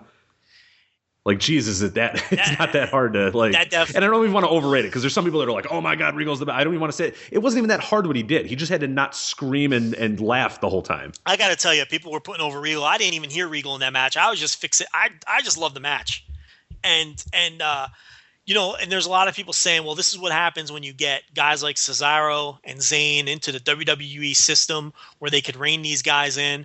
Bullshit. 2007, Edison, New Jersey. Mm-hmm. Race to the Top tournament, Ring of Honor, El Generico versus Claudio Castagnoli. They had the same fucking match in Ring of Honor in 2007. Same match. So it's the idea that the WWE system makes these guys better is a fallacy. Not when guys are that good to begin with, because when you're talking about guys like Cesaro and Zayn, there's not a chance in hell that Bill DeMott is making those guys better. It's just not going to happen. They were great when they got there. And we talked about this a couple shows ago. But you go back and watch that 2007 match, and it is on it. It's easy to find. Just Google it. I know it's a Ring of Honor match, but this one's easy to find. Mm-hmm. And, you watch that match, and they did do some things that they wouldn't do in a WWE ring. There's a couple things they wouldn't do because they're just not because it's real spotty things, but they're just things that are a little dangerous that you're not going to be able to do. Yeah, there's a lot of top rope power bombs and flips. Well, there's a couple spots there that they don't want you doing in a WWE ring. But as far as I'm talking about the pacing of the match and the work and the psychology, it's the same match. You know, and they've been having this match for 7 years. So, you know, it's to me it's a strong contender for match of the year. There's people nitpicking this match that are just that stuff used to drive me nuts. It doesn't anymore. Some people don't want to enjoy wrestling, is what I've deducted from it.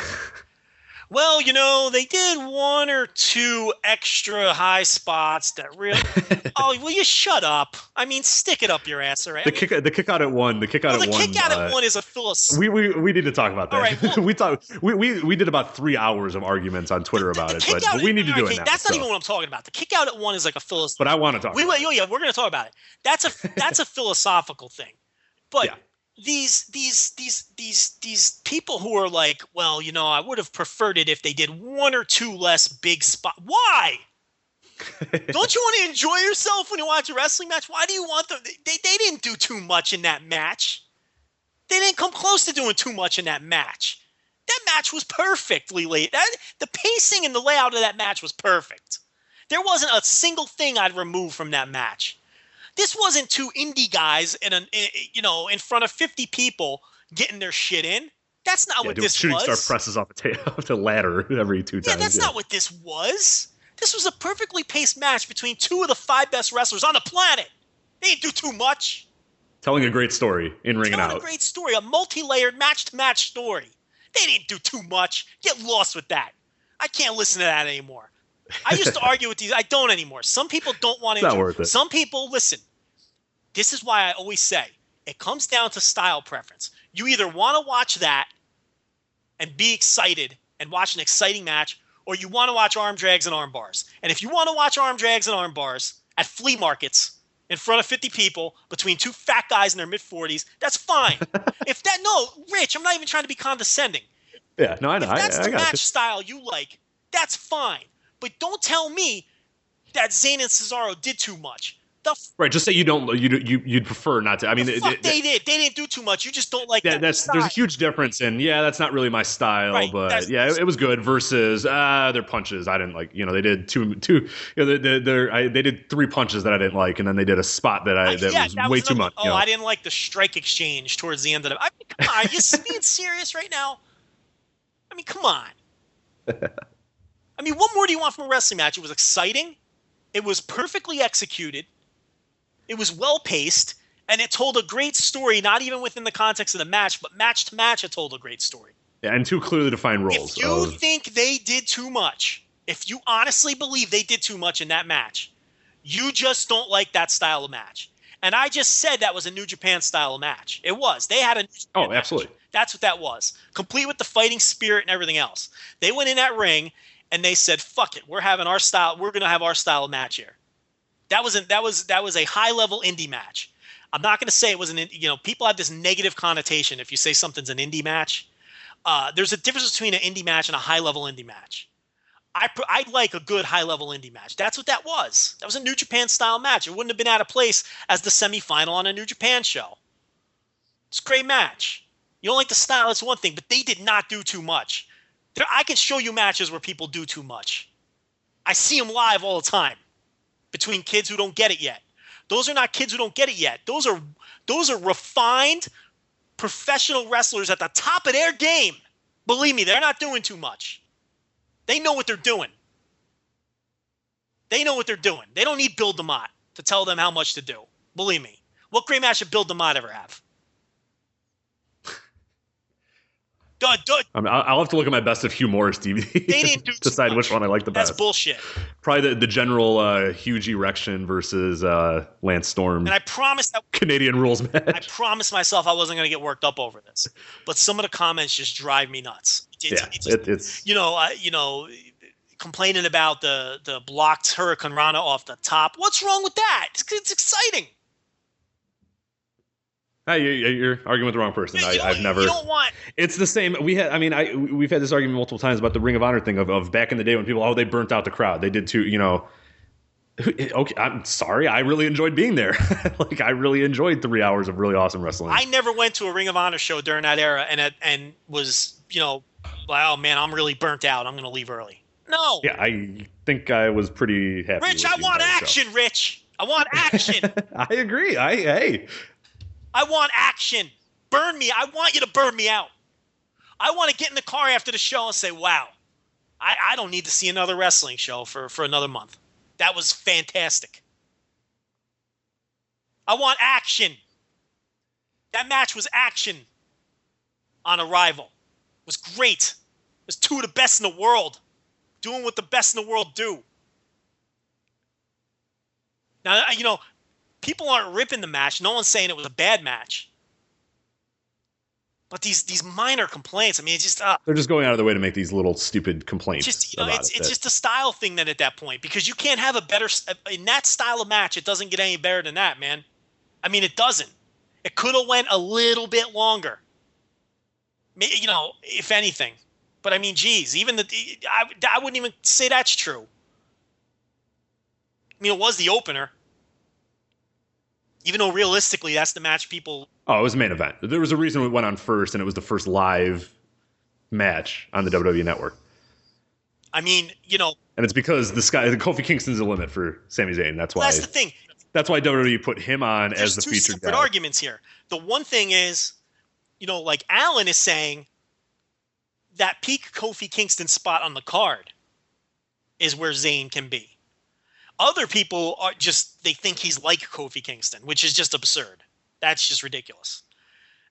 Alan was saying he can reach Kofi Kingston's status on the card of when Kofi was pushed.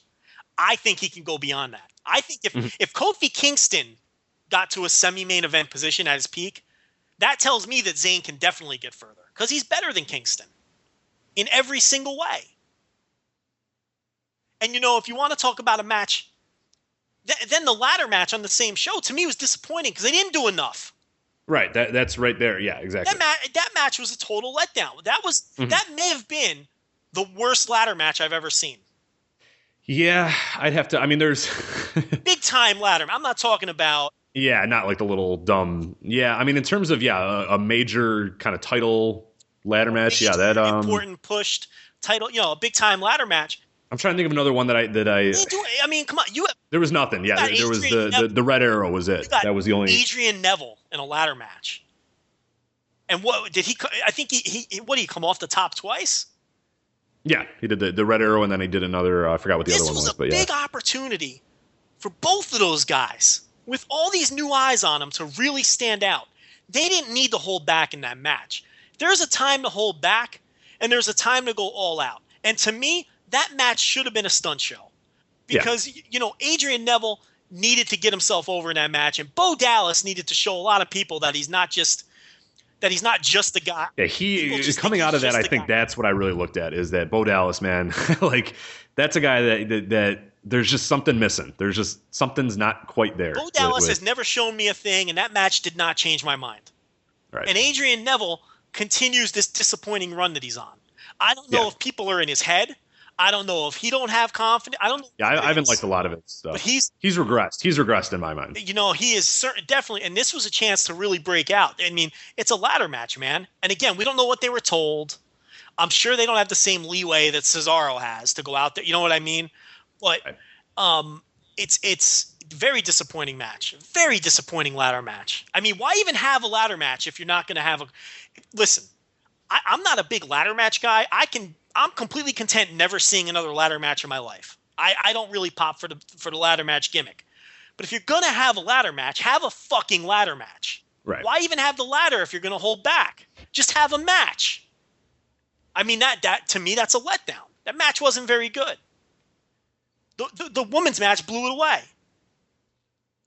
Paige and Emma blew it away. That was a fantastic match. Great match. And I'm not a women's wrestling fan whatsoever, but I love that one. Great match. I liked it a lot. 4 stars. It was a very good match. Aside from AJ, there's no one on the main roster that can hang with them. And Paige is just on another level. but Emma's very good too. And I think AJ's pretty good. And the rest of the girls on the main roster are largely trash. Summer Rae, some people are into. I don't see it yet. So I'm not sold. No, I'm not. It's got a little ways to go. The Funkadactyl girls, I'm not into that. Alicia Fox, though, she's I mean, there's a lot of people who think she's good too, but I don't see anything in her either. Her parents are like, and the rest of them are garbage. I mean, the rest of them are just interchangeable. The Oksanas and your, they're no good. But that match was very good. That was a hell of a match. That's the best women's match I've seen since Gail Kim and Taryn Terrell had those matches in TNA. Mm-hmm. And before that, one of which was a ladder match, by the way, which blew away. That was better than Bo Dallas. Oh my God! Not even in the same stratosphere. That Gail Kim Taryn Terrell ladder match blew it away. But yeah, but the ArRival show overall, I mean, between those two matches that were really good, the ladder match, which was okay, and you got yourself a title. It wasn't bad. It was just. It ended on a cool note. It was a good thing to end on. Yeah, the title change, but the finish was flat. Yeah, I agree. The finish was flat as a pancake. I mean, the finish was flat. I mean, you couldn't even give me something spectacular for the finish. I mean, geez. There wasn't really even a struggle to get the title. Like usually ladder matches have, that 5 to 10 minutes of, okay, I'm touching it. Oh, you pulled it out from under my legs, or oh, you knocked me over. It was just kind of like title, yay. I was like, oh, all right. Bo Dallas is the pits. I had enough of him. Yeah. That was his last chance with me. I had enough of Bo Dallas. He's the pits. I don't want to hear nothing about Bo Dallas. I don't want to hear it. He's doing a second-rate Johnny Gargano act to begin with. Right. He doesn't even do it as good as Gargano. What do I deal with Bo Dallas for? I had enough of Bo Dallas. Enough of that guy. But and the rest of the show, there were some squash matches and stuff. I mean, the Ascension is a garbage gimmick. I mean, I feel like the Ascension should be like jobbing to the Road Warriors in the first round of the '88 Crockett Cup or something. Right. You know what I mean? Like, they're so dated. Such a dated gimmick. I don't like their chances on the main roster unless something changes there. They just come up and just get beat all the damn time. That'd be fine if they just come up with some stupid weird manager and just get their ass kicked every single week. I just don't think with all the cool acts that are on the roster now, and especially guys that can go, that those guys, their gimmick is dated and they can't hang. Right. And they can't hang. So I don't see that going anywhere. Rusev, I like Rusev. I think they got something with that guy. It's interesting how they treated Consequences Creed. What's his name now? Mr. P. Xavier Woods. Interesting how they treated him on the ArRival show, which wasn't very good. Just used him as fodder. But did you know he has a PhD? Did you know that? I have not heard. I wish somebody would. Were you aware that he had a PhD? No clue. Okay. Not the slightest clue. And Mojo Rawley is awful, by the way. I'm not into that either. I think what is that? That's another guy who's another one of these WWE creator wrestlers. He's got all this enthusiasm and he comes in with all this fire and his offense looks like absolute shit. I mean, he works so light. And a big guy like that's got to have some stiffness to him. It just the gimmick and the energy and excitement. The finishers why did they give that is the worst finisher I've ever seen. Bad. I like the Earthquake Splash or whatever they're calling it for his hyperdrive or whatever. But man, you got to be a big guy and you have to add some force to that move. Yeah, you can't just get on the guy and kind of like casually put your butt on his chest. Like that's what he did. It was just like what? I couldn't break an egg with that. You can't do so that. Bad. Yeah. And again, I worry about these guys who are system guys. Mm-hmm. Because the main roster is going to be loaded with guys who they can't keep up with. And there's just such a difference when you watch the Ascension or you watch Mojo Rawley or you watch, some of these guys who are system guys. You watch Darren Young and Titus O'Neil have a match and then Luke Harper wrestle. And it's like, you're like, wow, I mean, it's just night and day. These system guys, I think, are in trouble moving forward. As these world-traveled guys make it to the main roster, these system guys are in trouble because they get outshined. Well, I mean, look what's going on in the main roster. You're watching people that are watching Batista matches going, this sucks. This is awful. You know, a guy like a Sheamus is not connecting with the crowd anymore because they're seeing these spectacular. I mean, you look at that Shield Wyatt match and then look at the Christian Sheamus. You can see why the crowd, outside of being quote unquote smarky, was into that match and wasn't into Sheamus Christian. I mean, that's. And I didn't mind Sheamus Christian, but I totally understood why people thought it was boring. The standard of work has been raised to a whole nother level in this company now, to where it's going to be really hard for a guy like Mojo Rawley to come up, because even if he gets his personality over, you got to deliver in the ring now too. Yeah, and like Batista's not doing anything different than he ever did before, and it's people are just going, this sucks, this is awful, because relative to what you're getting on. You know, up and down the card now, it is awful. And that's, I want to see the Shield and the Wyatts beat the shit out of each other for 20 minutes. It's evolving, which is good. Yeah, this is a good thing. So I think a lot of these system guys are in big trouble. They just don't have what it takes to hang with these guys. I mean, Zayn Cesaro on, just a bell-to-bell level blew away. I mean, it's worlds different from everything else you saw on that show. I mean, worlds different. A guy like Mojo Rawley doesn't stand a chance. And if that's what fans want to see, those guys are in big trouble. Because if you could have guys who can get over with their personalities and be good in the ring, because you don't have to, in the past, you didn't have to be good in the ring. But no, you just come out, dance, have some sweet pyro, have a lot of charisma, and then you get in the ring and it didn't matter. Which is why these Attitude Era shows look like shit on the network now. Right. Because, people... They're all entrances, catchphrases, and music. Maybe people are realizing now how good we have it now with the... This is why I always say, people are going to look back on this era of when, quote, Raw was good. And all they do is complain about it. But they're going to look back on this era as like the golden age of work rate on Raw. Because, you're guaranteed one or two great matches every week. Probably more moving forward as these guys get called up. So, what were we talking about? Next ArRival? NXT ArRival. We're all over the place here. We are. Yeah, we're getting everything I have on my list. So we're getting there. It's just the segues are odd. But anyway, I hope they do more of these, because it really had a Clash of the Champions feel. Oh, it was awesome. I was so excited afterwards. I watched the replay. I like an hour later, I was like, yes, it's on again. Like, it was like I told my, I said, like, the next day I told my friends, hey, when this thing's on, go watch it. I'm not going to tell you what happens. Just go. It was awesome. I loved it. It was so cool. Yeah, and I mean, you can have those little squash matches and these other things mixed in there when you have one or two really great matches on the show. I thought as a show, like production wise, the way it was paced, the pre-show, I thought that it was perfect, because that's exactly what I love out of a wrestling show is where you have these kind of 2 or 3 big matches and then the little kind of crap in between. I mean, I didn't really like those matches, but it was okay. It was a good time to sort of cool down for a sec, and then you got another. Yeah, it was built, and it was a nice little hour special. You mentioned, I think Clash of the Champions is the perfect way. I'm trying to think of, I think Clash of the Champions, exactly. That's what you would get on that. You would get a Flair Steamboat match, but then you'd get Ranger Ross, a few crappy matches, which is fine. I like some crappy matches in between. Ranger Ross versus the Iron Sheik. Yeah, right. That's fine. I'll take a little bit of that. I'll take 10. My favorite Clash of the Champions moment when Harley Race left the WWF and he came back to WCW briefly, very briefly, as a wrestler before he transitioned into being a manager. And his first match back was on a Clash, and he was still wearing those purple tights with the with the crown on the ass. Yeah, the King Harley Race. Yeah, so Jim Ross goes, Harley Race here, working over his opponent, must be a big fan of the Sacramento Kings. I'm not sure. And I just thought that was such a cool moment there. Jim Ross, working in the King tights. I wonder why he wore those when he came back it didn't make much sense to wear King Harley. He didn't have any others? he burned all of his other ones? I don't know. Maybe. He got kind of big in the WWF run. He probably didn't have anything that fit anymore, so.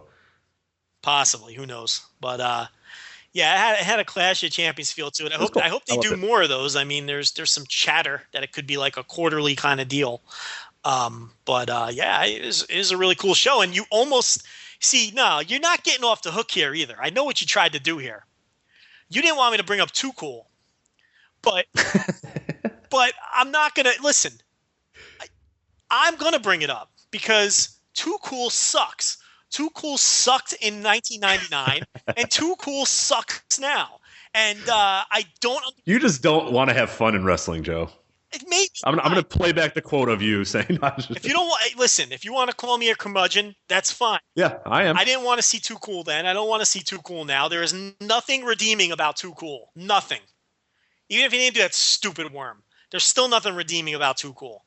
Should have had Rikishi come out. Then it would have really been. Oh God, could it special. get even worse? I mean, what could you put the glasses on him, and it's good to go. Let's go. I don't know what could possibly be worse than Too Cool and Rikishi. I really don't. I don't. Val Venus. I don't mind Val Venus. I don't mind Val Venus. Maybe Bugsy McGraw on these old WCCW. Yeah, that's your guy. You're... When it comes to go away heat, there's Too Cool. There's Bugsy McGraw. There's Hacksaw Jim Duggan's WWF era Hacksaw Jim Duggan. There is Eugene.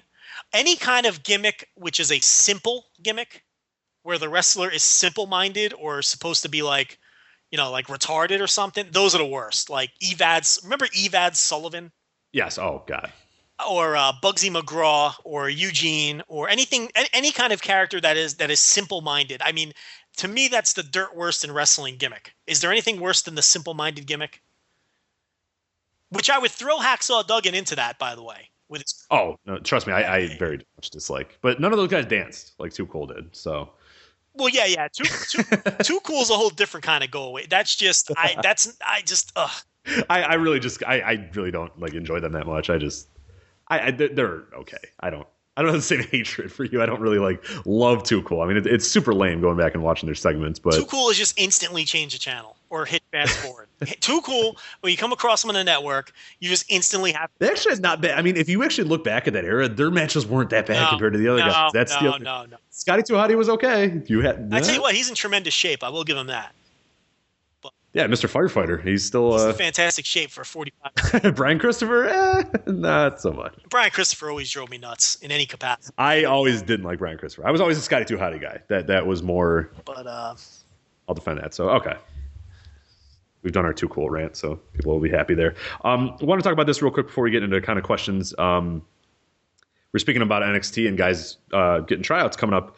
Big news out of this week, I think it came Monday or Tuesday, was that Drake Younger was signed to a WWE developmental contract. I believe it was Regal said that he went to, or I don't know if it was exactly his words, but he went to a PWG show. And people got pictures too, I think. I forgot who tweeted that out, but there was a lot of pictures of Regal Corton kind of like you do, darkly standing in the back, like with his arms crossed and like a shadow, hoping that nobody notices him. Right. But he was at a PWG show scouting guys, and a lot of people assume that was what kind of led to him getting signed. I don't know if it's that exactly, but yeah, a good opportunity for him. I can't say I've really been too huge of a fan of him, but. Well, Regal's got some stroke here because they clearly value his opinion because they may not sign everybody he likes, but they're listening to his recommendations. They're giving tryouts to just about every guy. Ricochet and Devitt and all these guys that Regal has been recommending. So, and apparently Regal liked them a lot at this PWG show. So, cool. And it looks like Kevin Steen and Roderick Strong are going to get tryouts later this month as well. Yep, it's March 24th through the 26th is they're getting their tryouts, and apparently it's something about Michael Elgin asked for a tryout, but undecided if he's going to get one. But yeah, I don't know. But Michael Elgin is actually very, very short. Yes, remarkably short. You really don't notice until you're there. He's a tiny guy. Roderick Strong is kind of a surprising one. Yeah, I can't see them. I mean, look, I like him just fine. There's a lot of people who hate him. I feel like 10 years ago they would have been all over him. I mean, I don't know. I don't have a real strong opinion on Roderick Strong either way. I mean, do I think he can work at the level of? Yeah, absolutely. I think he's very good. But what's the upside with him? I'm not sure there is much of an upside. His promos are really bad. And they've gotten a little better over the years, but he's got a really bad voice, and that hurts him. And his cadence and his promos aren't good to begin with. But when you combine that with that voice, and it's really. But then again, I said the same thing about Seth Rollins, and he's kind of become a really, really good promo. So even with he has a horrible voice too, and I thought that would hold him back. So you never know with these guys. Kevin Steen, I think is immensely talented and is good enough to be on the main roster tomorrow. So, Yeah. and we talked about we went on a fat guy rant on the last show, and if he can get in the door, I have no question that he'll eventually make the main roster. But Yeah, he'll impress them eventually. the big question is, can he get in the door? Yeah.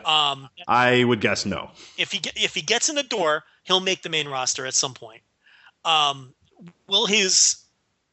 Assuming he doesn't lose weight, will the way he looks hold him back once he gets to the main roster? It could. But I think that his talent cannot be denied, and I think he would make. Right. Once I feel I'm with you. When he gets in there, if he ever does, and I'm guessing no, but when he does step foot in there and eventually gets a few months in there, they're going to realize. I mean, we've always said the cream will rise. He's a talented guy that can get over, and he will. And the thing, people are immediately screaming right now, Chris Hero, but it's a little different.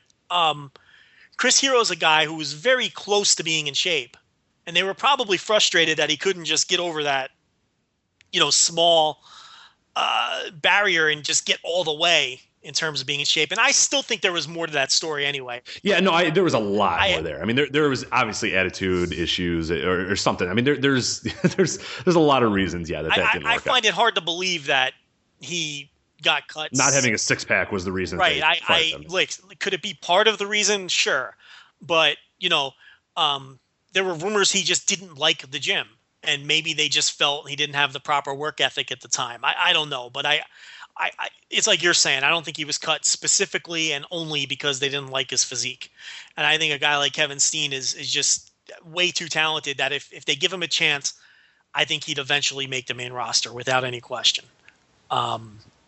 Roderick Strong, I don't know. I'm a lot less convinced on him.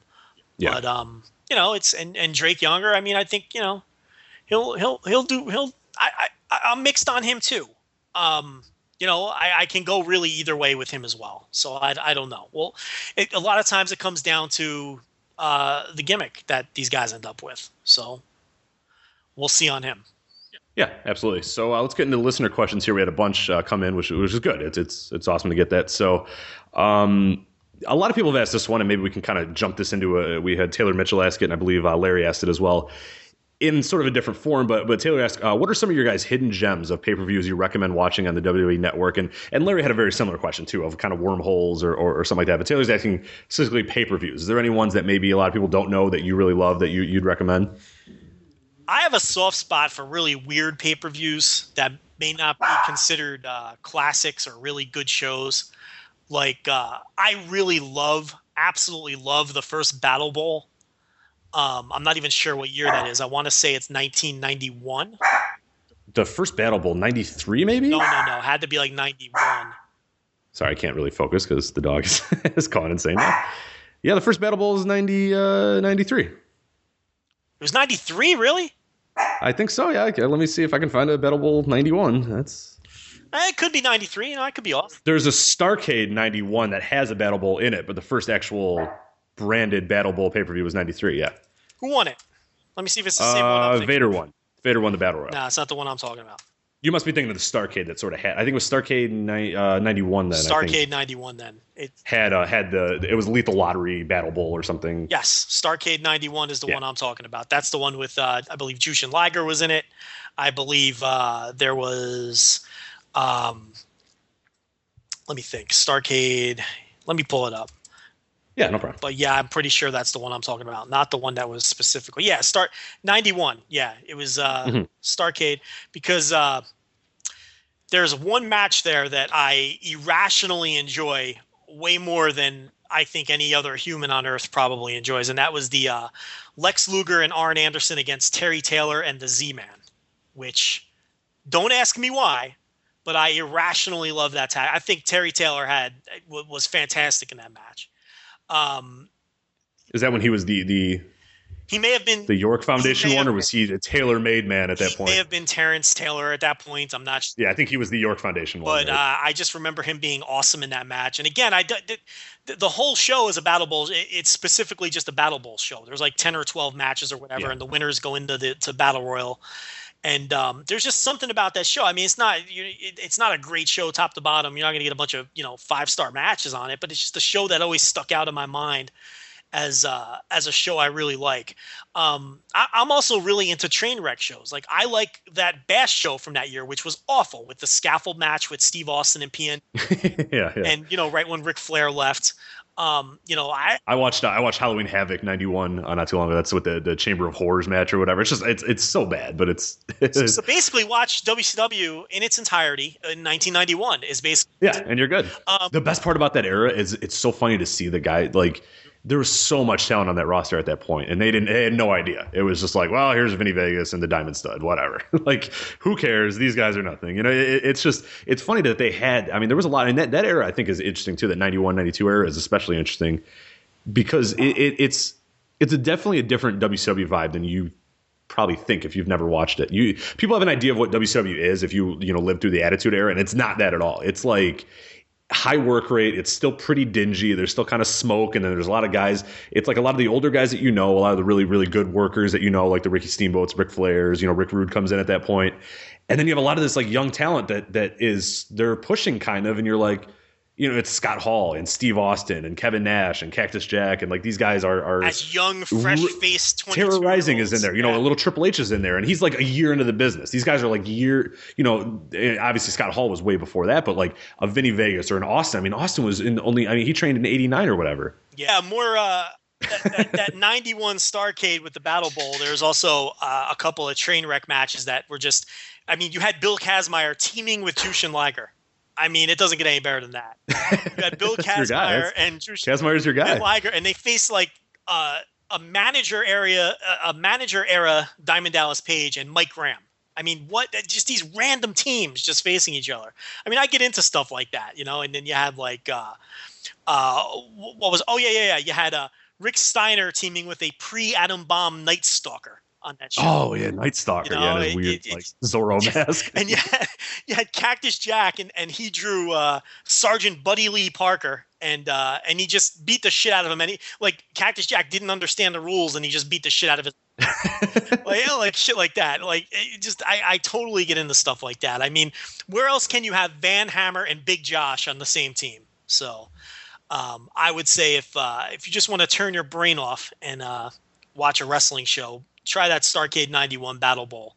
And I guess I gave away all the so now the spoiler alert. Really weird teams that end up forming. It's fine. No, that's a good one. I have one that I was going to say, but as I've sort of, it's one that I've always kind of thought of it as a hidden gem because I had it on download years and years ago, and it seems like a lot of people are on it too. Is the Chi-Town Rumble? So I'm not going to mention that one. That's '89. Obviously, you have a huge Ricky Steamboat, Ric Flair match, but you have a bunch of other good ones too. You have Luger, Barry Windham, which I really love as well, and then a really good Road Warriors Varsity Club. It's short, but I mean, because obviously it has to be short given the Road Warriors. But I thought that one was pretty cool. But I'm going to go with it's sort of an Attitude Era-esque one, but I feel like it kind of gets lost in the shuffle a little bit. And that's you mentioned earlier. It was a fully loaded 2000, which is actually really it's kind of a sleeper pay-per-view. It's the top two matches. You have The Rock versus Chris Benoit is the main event. It's a really good. It's like they give him like 20 plus minutes to go, and they really. I mean, that's when The Rock was really starting to get it, and you had a lot of guys in there that were good too. You had Triple H, Chris Jericho is the undercard, and the Last Man Standing match is really good. And then you actually have a really good Val Venus Rikishi cage match, which is hard to believe. And it's when Val Venus was sort of not the porn star anymore. He had cut his hair. And wait a minute. Hold on a second. I promise you, it's good. Val Venus Rikishi cage match. I promise you, it's good. I mean, because as you know, that era is kind of my blind spot because I kind of checked out. I promise. Val Venus Rikishi cage match. Val Venus and Rikishi in a cage. Why on earth did those two have an issue that had to be settled in a steel cage? That I need to know. I'm more interested. That I don't know. That I don't remember. I'm interested in knowing why those two needed to have a cage match more so than even watching the match itself. Is there a pre-match video that will explain why these men had such hatred for one another that they needed to take this thing to a steel cage? Because this totally sounds like two mid-carders with who had no direction, who just randomly were in a cage. It was probably random in a cage, but it's still. Dave, I looked it up. Dave gave it 2 3/4. So you like it a lot better than Dave did. Yeah, he did. But anyway. The main events are 4.5 stars and 4 1/4. So, what are the main events of that show? That was Triple H, Chris Jericho, Last Man Standing, and then The Rock, Chris Benoit. Okay. And so those are. I'm telling you, it's not bad. I'm going to watch it. And see if you like that cage match. I'll see if you do. That's a show I've never seen. Those sound like matches that I've never seen. But I'll be completely honest. Matches from that era all bleed together in my mind. Yeah. So I don't know. This is one that's always stood out. Yeah, and I think that's why I sort of wanted to name it, because I think a lot of people just kind of go, whatever. But that's one that really stood out to me that I remember as a kid. I just watched and just really, really loved, that one. And yes, I was a kid in the year 2000. It's a strange thing why certain shows appeal to us. I mean, why on earth would this random Starrcade Battle Bowl show just stand out in my mind when there was nothing on it that was really all that great? And, why would this random show stand? It's just the strangest things end up appealing to you sometimes, and you can't really explain it. I totally get it. The first thing I did with the network once I got the damn thing to work was I didn't really seek out shows that I thought were great. I went and seeked out shows that were quirky and that I thought were train wrecks, or that's the stuff I seeked out. Maybe that's just how my mind works, but I didn't intentionally go out there and look for to rewatch the greatest shows of all time. Yeah. The first thing I watched, as I mentioned, was the Chamber of Horrors matches, because I've never seen it. I've just seen always heard wrestle crap things about it. Yeah. The first thing I watched was December to Dismember. So, and it's like I had seen that show before, and I don't care what anybody says. I like that show. And part of the reason I like it is because it was a train wreck, and it only lasts an hour and 45 minutes. It's a quick watch, and also because I'm a mark for all things ECW. I mean, that has a little bit to do with it too. But and just to know what was going on behind the scenes and the whole historical aspect of it was another reason I wanted to see it. And watching the crowd completely shit on the main event when they eliminate CM Punk and Rob Van Dam first and second. Which was completely, because that's just. And when Sabu got beaten up in the back, backstage and replaced by Hardcore Holly. The three people they came to see, one gets eliminated before the match starts, and the other two get eliminated first and second. And the crowd just completely shits on it from there when it comes down to like Bobby Lashley, fending off Test, and the Big Show, you know what I mean? So it's like, and you just know that deep down, no matter what he says the night of the show, Vince knew he blew that one, So, and that it's just interesting watching shows like that. And, the undercard is just, there's a mix. A Striker Rules. You got the Striker Rules match. Yeah, you got the Match Striker. But you got that mixed tag with Mike Knox and Kelly versus Kevin Thorne and Ariel. And you got Sylvester Turkey in there somewhere. I forgot what he did. You got Elijah Burke and Sylvester Turkey against the FBI. And I love that Elijah Burke Turkey team. I was upset when they cut Turkey, and it's, the Sandman is on that show and Balls Mahoney against Stryker. And it's like, I get into stuff like that, even though I know it's not great wrestling and there's no great matches on it. I don't mind turning my brain off and watching something like that, for a couple hours. The first show I watched, and it's just, and then I watched the big event. That was the other one, because I probably haven't seen the big event since I watched it on VHS when I was 12 years old, that just, and it was so badly edited.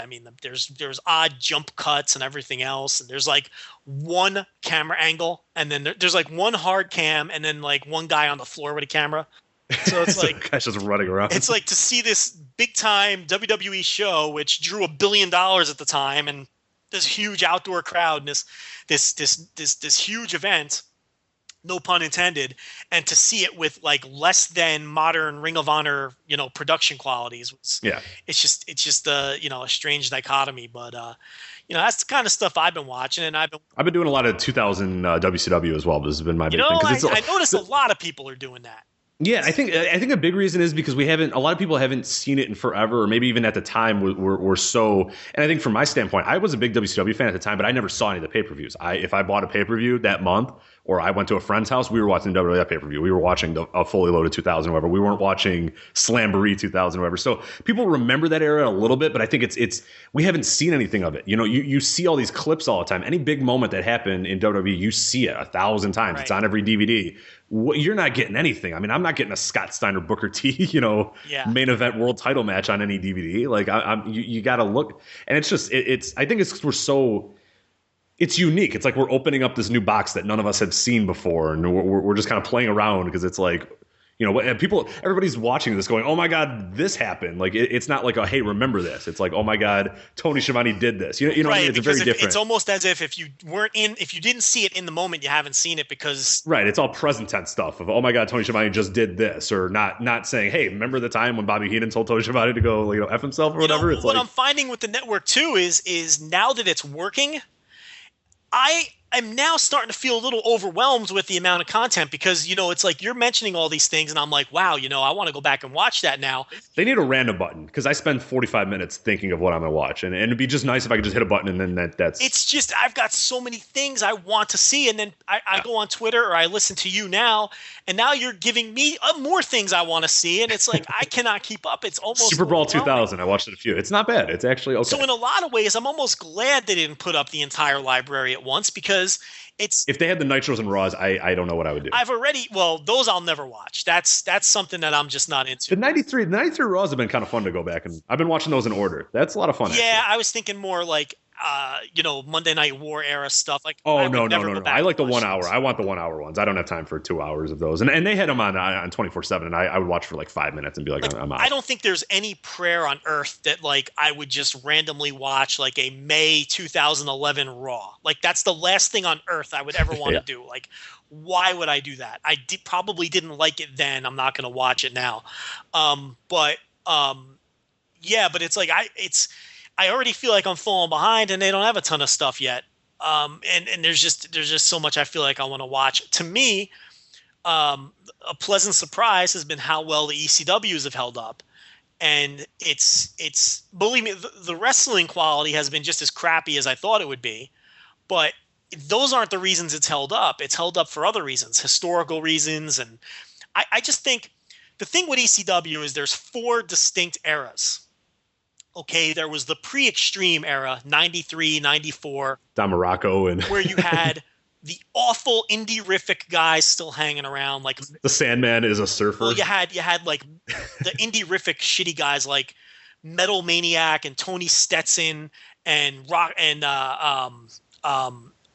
Johnny Hotbody and people like that. But Heyman was also starting to mix in the future. You had early Public Enemy, you had early Taz when he was Tazmaniac, you had early Sabu, you had Shane Douglas so you had that weird mix of like the old Tri-State Joel Goodhart guys that were still hanging around and the new Heyman guys that he was mixing in. Then around 95, 96 is what I consider like the golden age of ECW, when it really caught everybody's attention and really started getting attention in the newsletters. And hardcore TV, which it wasn't even called that at the time, was starting to pop up everywhere. Like you said, that was your first exposure around 95, 96 at 2 o'clock in the morning on public access or wherever Heyman was sending the tapes in your particular town. I had to watch it. It was a Gary, Indiana channel that got it. Chicago didn't get it. Gary, Indiana got it. Right. And where I lived, it was on MSG Network, 2 a.m. Saturday nights. Every one of my friends that was a wrestling fan at that time, MSG, 2 a.m., Saturday nights, ECW. We ate that shit for breakfast, lunch, and dinner. We didn't take our eyes off the screen, and that's that 95, 96 era. That's the era when a young Joe Lanza was going down to the ECW arena every third Saturday to go to the live shows. And I'll never forget the first time we went. We piled into I had this little beat up piece of shit, 1989 Firebird. Okay. Of course you had a Firebird. Yeah. So of course Joe Lanza owns a Firebird. So we all packed into this Firebird, and not the trunk, but because they don't have a trunk, they have like a hatchback kind of deal. Right. And it was broken. It wouldn't shut all the way. So every time I'd hit like a pothole, it'd go flying up in the air and open up. Like I'll never forget this car. So we pile in, we drive to Philly. Now this is before MapQuest. This is before GPS. This is 1995. We don't know where the fuck we're going. We just drove to Philly. And then I don't know what we planned on doing when we got there. We were just going to ask people, where do we go? So all we knew was Paul Heyman came on TV every week on MSG, and he would say the corner of Swanson and Rittner. That's all we knew. That's all we had to go on. So we drive all the way to Philly. We're asking for directions to the corner of Swanson and Rittner. And eventually we get there, but we don't see the building. We're looking around. We're like, where is this? where is the ECW arena with these thousands of fans, and where is it? We don't. Yeah, we only see this side of a warehouse. So we roll down our window. There's this guy walking across the street. We see all these people walking around. We don't know where they're going. We say, "Sir, could you please tell us, are we on the corner of Swanson and Rittner?" And he looks at us, and I guess he put two and two together, a bunch of 19-year-old punks. He must have figured we were going to the wrestling show. And he's like, "Are you looking for the ECW arena?" And we're like, "Yeah, it's exactly what we're looking for." And he's like, "It's right there." We were in front of the building, but it was such a piece of shit that we didn't realize we were right in front of the building. It looks like a shipping entrance to like a meat market, like a meat supplier. Everybody knows what it looks like now. It's just like a warehouse-looking building, with like a aluminum door in the front.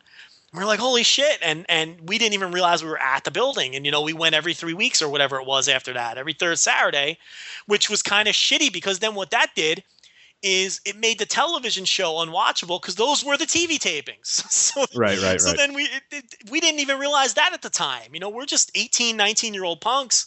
And we went to our first show, and it was actually the show where Beulah and Kimono Wanalea had the big controversial lesbian kiss. Yeah. Tommy Dreamer, and then they imply that, Tommy goes back and fucks them both or whatever. And that was our first show. And then the next week on TV, they showed that. And we're like, well, now we can't watch the TV show anymore because we're going to the shows and we're seeing it all happen live. And so to me, that's the golden age, 95, 96, and then maybe the early part of 97. Then they have Barely Legal. And to me, that's the third era of ECW, the pay-per-view / TNN era, which, the previous era, the golden age, was Raven and Tommy Dreamer and Sandman and Taz, the human suplex machine now, not the caveman or whatever the hell he was in the first era. And, guys like that, the Gangstas and when it really hit stride. And then that third era, the TNN era, was more, RVD and Jerry Lynn and Lance Storm and Just Incredible and Tajiri and Little Guido and Super Crazy having their Roadkill and Danny Doring. Right. And then there's that fourth era, which to me was the dying days, which was the Psycho Sid, Scott Hall, Rhino. Yeah, he ran out of guys, and it was Rhino, it was Steve Corino as champion. It was C.W. Anderson. And then it was like the low rent indie guys because it was the Chili Willies and the Musketeers and who was Johnny Swinger or something? Was it Johnny Swinger? Who it wasn't Johnny Swinger. He was there at the time. He was there and was it him? Okay, maybe it was him. Yeah, Simon Diamond and guys like that. And it's like that was so to me it's four distinct eras, and I'm kind of glad that the network is starting with that first era, that 93, 94. I never saw that stuff before, so I'm starting to watch it through in order too. So start to finish, and it's like. You see the old guard, these Metal Maniacs and Johnny Hotbodies and Gino Caruso's and these guys that, came over from Tri-State, when Joel Goodhart went out of business or whatever. And then you see them blending in those guys who really defined the golden era, the Public Enemy and Terry Funk and Sabu, who, still attached to the gurney with 911 as his handler. And, that's awesome to watch. Yeah. It's great when they bring him out, the crowd just scatters. Like there was a match. I forgot which one it was exactly, but he won the match and just started running out to the crowd. And the crowds are just getting on all the chairs in the arena. Everybody just scatters away, and he just runs and starts throwing chairs. Yeah. It's just awesome to see because at a certain point though, he didn't have that anymore. People were just kind of that's what Sabu does. But at this point, it was holy crap, what's this guy going to do? We don't trust him at all. He started grabbing chairs and throwing them, and if he's like Brock Lesnar, he might have hit somebody. We talked about it a little on the last show, but that's how at that time it's really hard to explain to people how big he really was. Yeah. Pre-internet, the early ages of the internet when these indie guys really were just big names in their own areas. I mean, Sabu became a nationwide sensation as an indie guy during that time. Yeah. WCW hired him. I mean, they in 93 they got 93 they hired him. 95, right? Or 95. No, he came in 95. You're right. It was later on because in 95, 96, 97, he ended up quitting and getting fired every other week by Heyman. Right. And during one of those hiatuses, he went to WCW, and he even brought the Sheik with him early on, if I recall, and it just didn't work out because he was in the mindset then of not doing jobs, and it just didn't work out for the same reasons he would always have disagreements with Heyman. But you know, and I really can't wait till they get to that golden era now, because I was one of these guys who was always like, leave the memories alone. I loved it then. I know it sucks in hindsight to see it. It's not going to hold up. But now I'm intrigued because I kind of know what I'm getting into with some of the matches, you know. And on these early 93, 94 shows, you even see how clever Paul Heyman was then in the way he edits a lot of the matches on those shows. You know, you can tell that he's cutting out a lot of the shit and really just showing you the good shit, you know, and really editing it very well. And that became a trademark of the shows from 95 and 96. You know, we'd go to those shows live and, you know, Sabu would blow 1,000 spots and we'd watch the match back on TV and it would look flawless, you know. Yeah. You'd lose all those botches. And the thing with Sabu to me always was the botches were part of his charm. I don't care what anybody says. It's not a Sabu match without a couple of botches. Yeah, no, he's got to fall off the ropes trying to do the springboard plancha. He has and to. The botches work for him. The botches always worked for Sabu. Because he would get pissed, and then he would jump. He would do the springboard again, and it almost felt like he was going to do it harder this time. Like when he was going to flip on you this time, he was really going to make it. It was part of his charm. This guy wasn't a well-rounded, well-crafted professional wrestler. He was just a nutcase who was doing springboard dives and jumping off of chairs and going through tables. And, you know, he would do a botch and then he would always sell it. He would always sell his botches. He'd roll around on the mat and hold his stomach or grab his shoulder or whatever, and they would get up and set that chair back again. And part of the excitement of watching Sabu in those days, especially live, was you would hold your fucking breath every time because the possibility of the botch of death. You know, this wasn't somebody like Lance Storm or Christopher Daniels, these guys who never blow a spot. You know what I mean? They're just like, when has Christopher Daniels ever blown a spot? The guy is like, if a robot was a professional wrestler programmed to be a wrestler, it would be Christopher Storm. It would be Christopher Daniels or Lance Storm. Those guys are just flawless in their execution, and they never blow anything. Sabu was a fucking wreck. You never knew what he was going to blow a spot. You never knew if he was going to die. You never knew if he was going to kill the guy who was catching him. It just had that. It had that. You never know what you're going to see with this guy quality to it. And it's really hard. You know, I see people watching Sabu on the network and they're saying, wow, you know, this guy was sloppy. Why is he breaking tables when there's nobody on them? And they just don't get it because they weren't in the moment. You know, they don't understand it. You know, guys break tables every week now. It wasn't like that then. You know, he was the only guy doing this.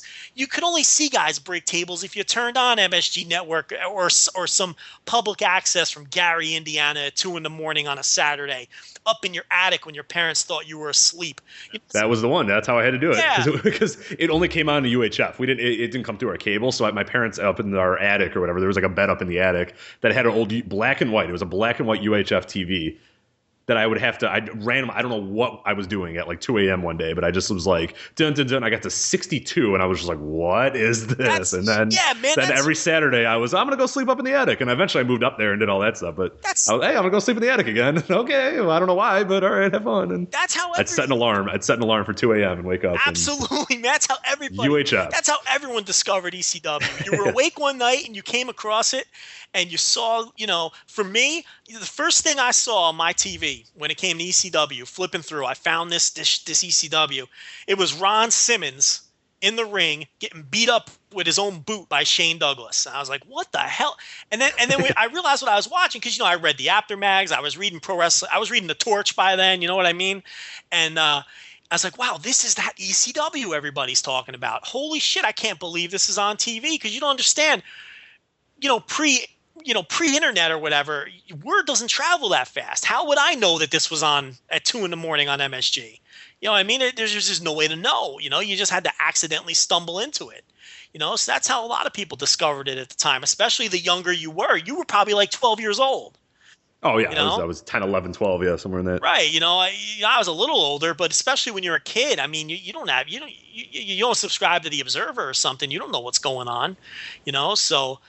Yeah, so that's been a pleasant surprise for me how well they've held up. But that could just be nostalgia and the fact that I have a soft spot for the promotion, and I really like that they're showing the world class stuff too. Because I've been watching a lot of that. That really is way ahead of its time if you watch it. I mean, I was talking with Jason Mann, who runs Russell Spectre or whatever, and we were talking about earlier. I mean, as a TV product, because I look at that a lot because I have a big background in doing video editing and broadcasting and all that sort of stuff, and I look at those and it's like, wow, this is a super polished show for being 1981, 1982, 1983 is what I've been watching, and it's just it's interesting. You can tell there's similar to ECW. It's like these guys they're ahead of they're doing something different than what you're going to get everywhere else. Like those matches feel different, they look different, the characters are different. I've really enjoyed those. Those have actually been one of my hidden gems that I've now I'm anticipating when the next one's getting added. You compare that, and right now they're in 1982. You compare those shows to like the 1982 house shows that they're showing from WWF. It's like night and day. Oh, it's night and day. You're almost watching a modern product when you're watching that world class stuff from 1982. It's so I'm really glad they started with those two territories. So even that stuff more so than the pay-per-views is the stuff that I've really been digging into. And you know me, I love the old WWF house shows. I can watch that stuff 24/7. If it was $10 a month just for that, I'd pay for it. Earlier I was watching something from Maple Leaf Gardens. It was a pre-British Bulldogs. They weren't even referring to them as British. This was Davey Boy Smith and Dynamite Kid. Before they had the British flag on the tights, it was just Davey Boy Smith and Dynamite Kid, and it had to be early '84. And they were taking on Bob Bass, and I can't remember who the partner was, but it was another like ragged veteran from the Toronto area. And it was just fascinating to watch them work with these two old guys.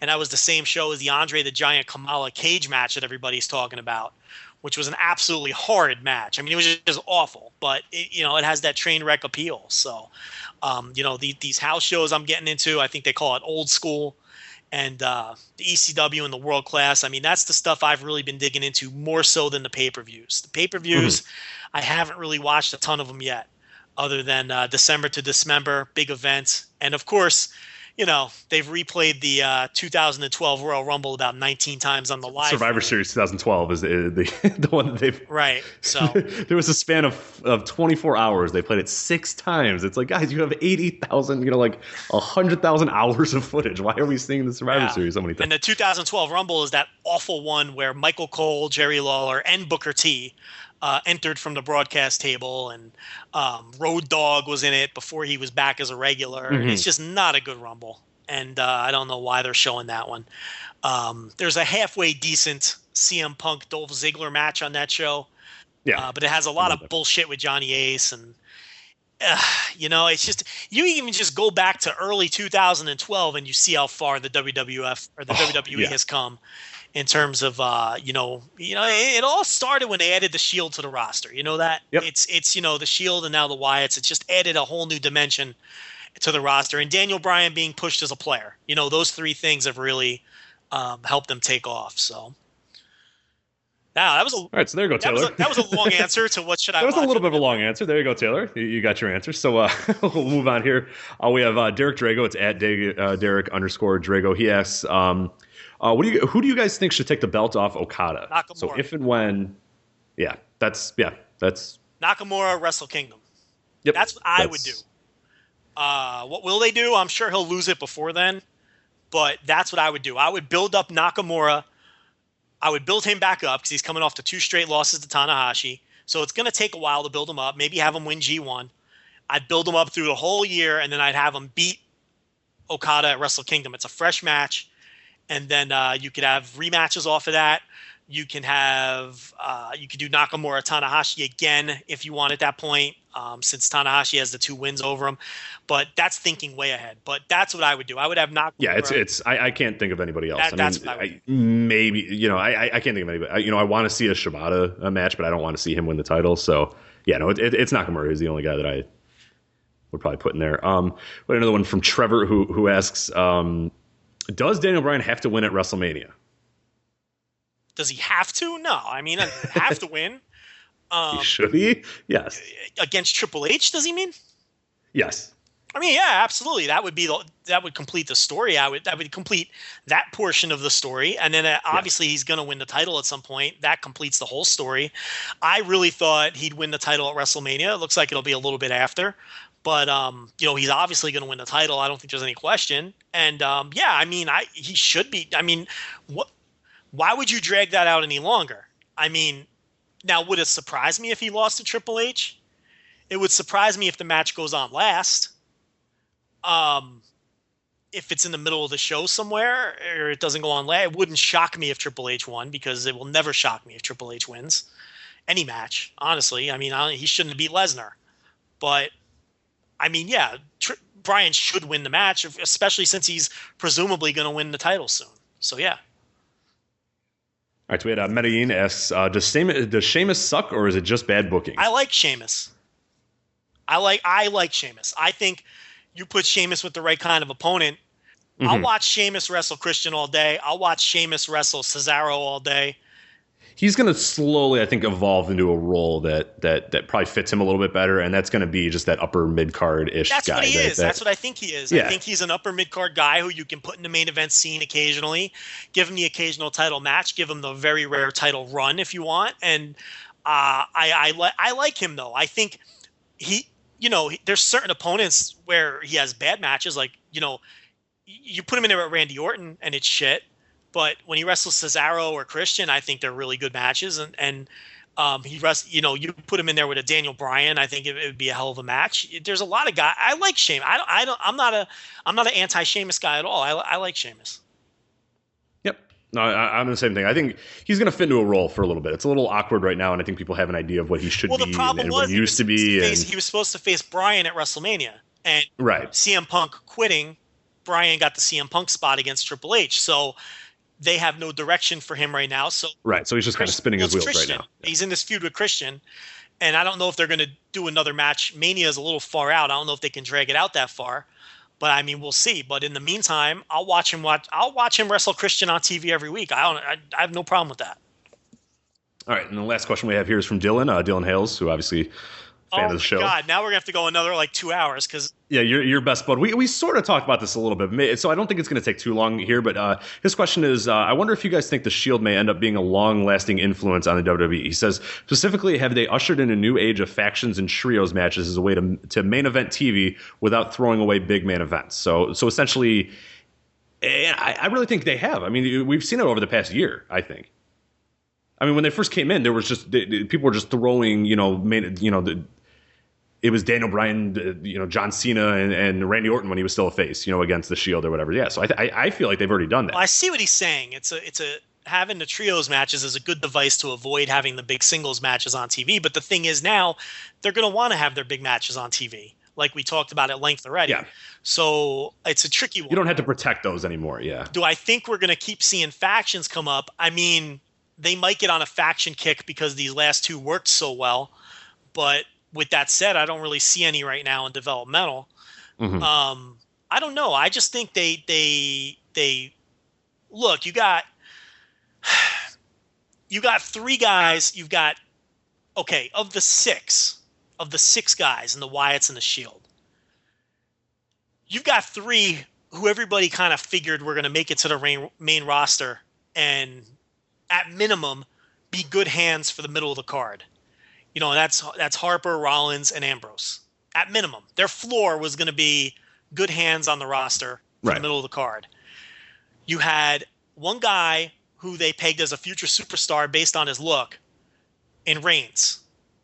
You had one guy who failed the first time on the main roster, but who found himself a character and who they really like in Bray Wyatt. And then you have Rowan, who to me is just a throwaway. It could be anybody in that spot. They just found he's just a freaky looking guy, right place, right time. I mean, it was Eli Cottonwood originally. You know what I mean? So it's like they found a guy. Oh, that's a name. I mean, they replaced Eli Cottonwood, who was the fucking dirt worst, the shits, with a guy who's passable but still had a freaky look. I mean, Rowan is going nowhere when they split up. Let's face it. I'd be shocked if Rowan lasts a year on the roster after the Wyatt thing is over. I mean, he's not a great worker. I don't know if he can talk. I get the impression that he can't. Otherwise, they'd let him. I mean, I don't know. I don't see much in him. But the point being, out of those 6, you had 5 guys who, to some extent, were special in some way. So it might just be a case where they kind of lucked out with those 6. Right. Could they get on a faction kick? Could I see that? Sure, because that's kind of how they operate. You know, something works, they try to hammer it home. Do I think, like, has it made for great TV? Oh, yeah. I see where he's coming from. I mean, if you don't like those matches they've been having, you're crazy. You know, and it's you know, the Shield has been red hot since they came in. And even before they were facing the Wyatts, they had all those trios matches with other people as well. So, and tag matches too. So it's just, and they've been built, like, you talk about protected and just like, they've done all the right things with those. I mean, I think it's a perfect, as you mentioned, it's a perfect blend of guys that are pretty good, guys that are talented, and them really just doing a great job. They didn't have any temptations to be stupid at any point with them. They were just, I mean, they've been perfect. I just can't see another scenario where they're as perfect. Yeah, we talk about it all the time. I think it's very much a real perfect setting of everything sort of coming together and them really getting behind these guys, protecting them, coming in at a time that was, the Shield especially. I mean, when you realize what they came in with and you had them playing off the CM Punk Paul Heyman issue, I mean, that seems like forever ago that was going on, but that's what they were brought in sort of as, is these tongue-in-cheek, are they working for him or whatever. I mean, it's going to be really hard to ever get that. You said to be as good as it was. You said it right. They've been booked perfectly from day one. They've been booked picture perfect from day one. I even like what they're doing now, where they didn't really rush into a breakup scenario. They kind of have Reigns and Ambrose at odds, and Rollins as the guy stuck in the middle. And I think there's a lot of cool layers there. You know, like this past week on Raw, Rollins had enough. He's like, I had it. You guys deal with this yourself. You can't get along. I'm out. And, you know, he stood and watched the match from the ramp. I think there's a lot of interesting things going on there, where now there's a lot of infighting. Right. And Rollins really has elevated himself to where I'm not sure he's may not end up being the odd man out now when they break up, like a lot of people thought. No, I've really in recent, and the guy I was at Raw with a guy that's a long time, and he listens to the show as well, and he's a Twitter guy as well, Spiffy, if you see him on Twitter. Him and I used to go to Ring of Honor shows back in that era, and I'm completely shocked at the how good Seth Rollins I think has got, because I like you, I thought he was going to come in, and I thought if you want to talk about a guy that I thought would be in that kind of quote unquote Kofi Kingston role, that's a guy that I thought he would kind of come in, do some cool moves, and he was out. But he's gotten better at promos. He's starting to really, he's really coming into his own, and he's a young guy too.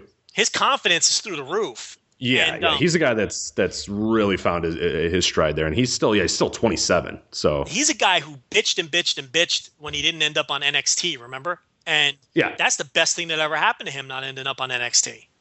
So who knows where his career would be right now if he wasn't part of the Shield.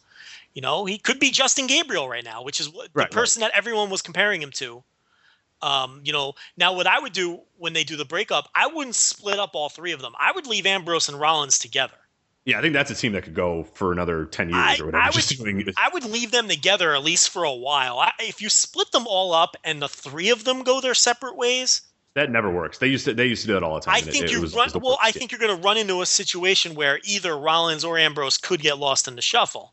Yeah. Whereas if you just split Roman Reigns off and leave the other 2 guys together, now here's the important thing: you don't have Reigns run through the other 2 because you don't want to bury them.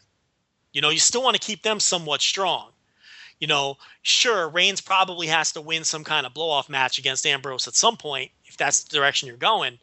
But I would keep them as a team, and I would still book them strong, and I wouldn't split them up yet. I think it's too much to split the 3 of them up and expect people to get into all 3 of them as singles wrestlers. So I wouldn't do that. So we'll see how they handle that part of it. But they've handled them from the minute they debuted until right now. Yeah. I wouldn't change a single thing about how they've been presented or pushed. Roman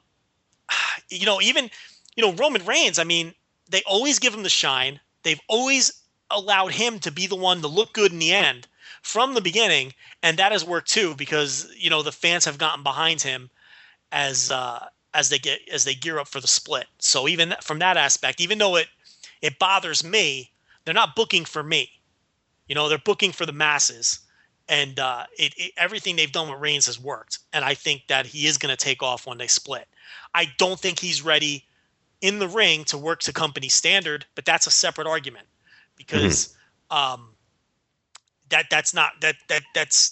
that's neither here nor there as in terms of them getting him over and getting ready for him to be a single. I do think they can cross that other bridge when they get to it, as far as can he work long singles matches with the top guys.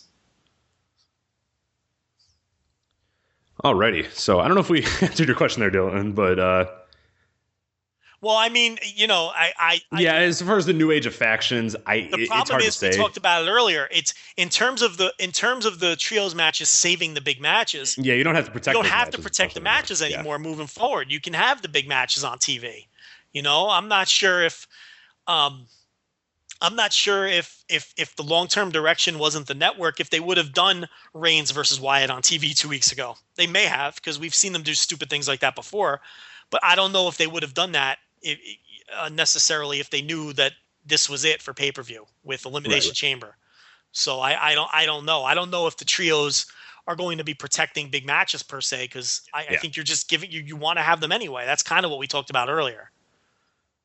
Yeah, and the point that I said, about a year and a half ago or 2 years ago, that's sort of what the Shield was doing. Is these they were right in the main event, and there was main event guys doing trios matches against them, and they were big. They're big matches, and I think they will continue to be as long as they're in there. But yeah, as far as other factions, it was very much a Goldilocks situation for the Shield and the Wyatts of just coming in, protected just right, perfect. I think, but we'll see. I mean, it's interesting. I like a Goldilocks situation. Yes. I've never heard that before. You've never heard of that? A Goldilocks, just right, that means?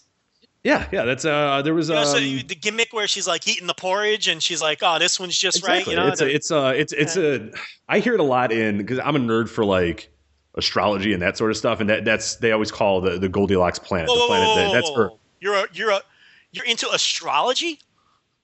The things I learn. Like do you approach girls in bars and you're like, "Hey, what's your sign?" Like you're into that? Like no, not that much, but wait a minute, we're learning something here. So hold on.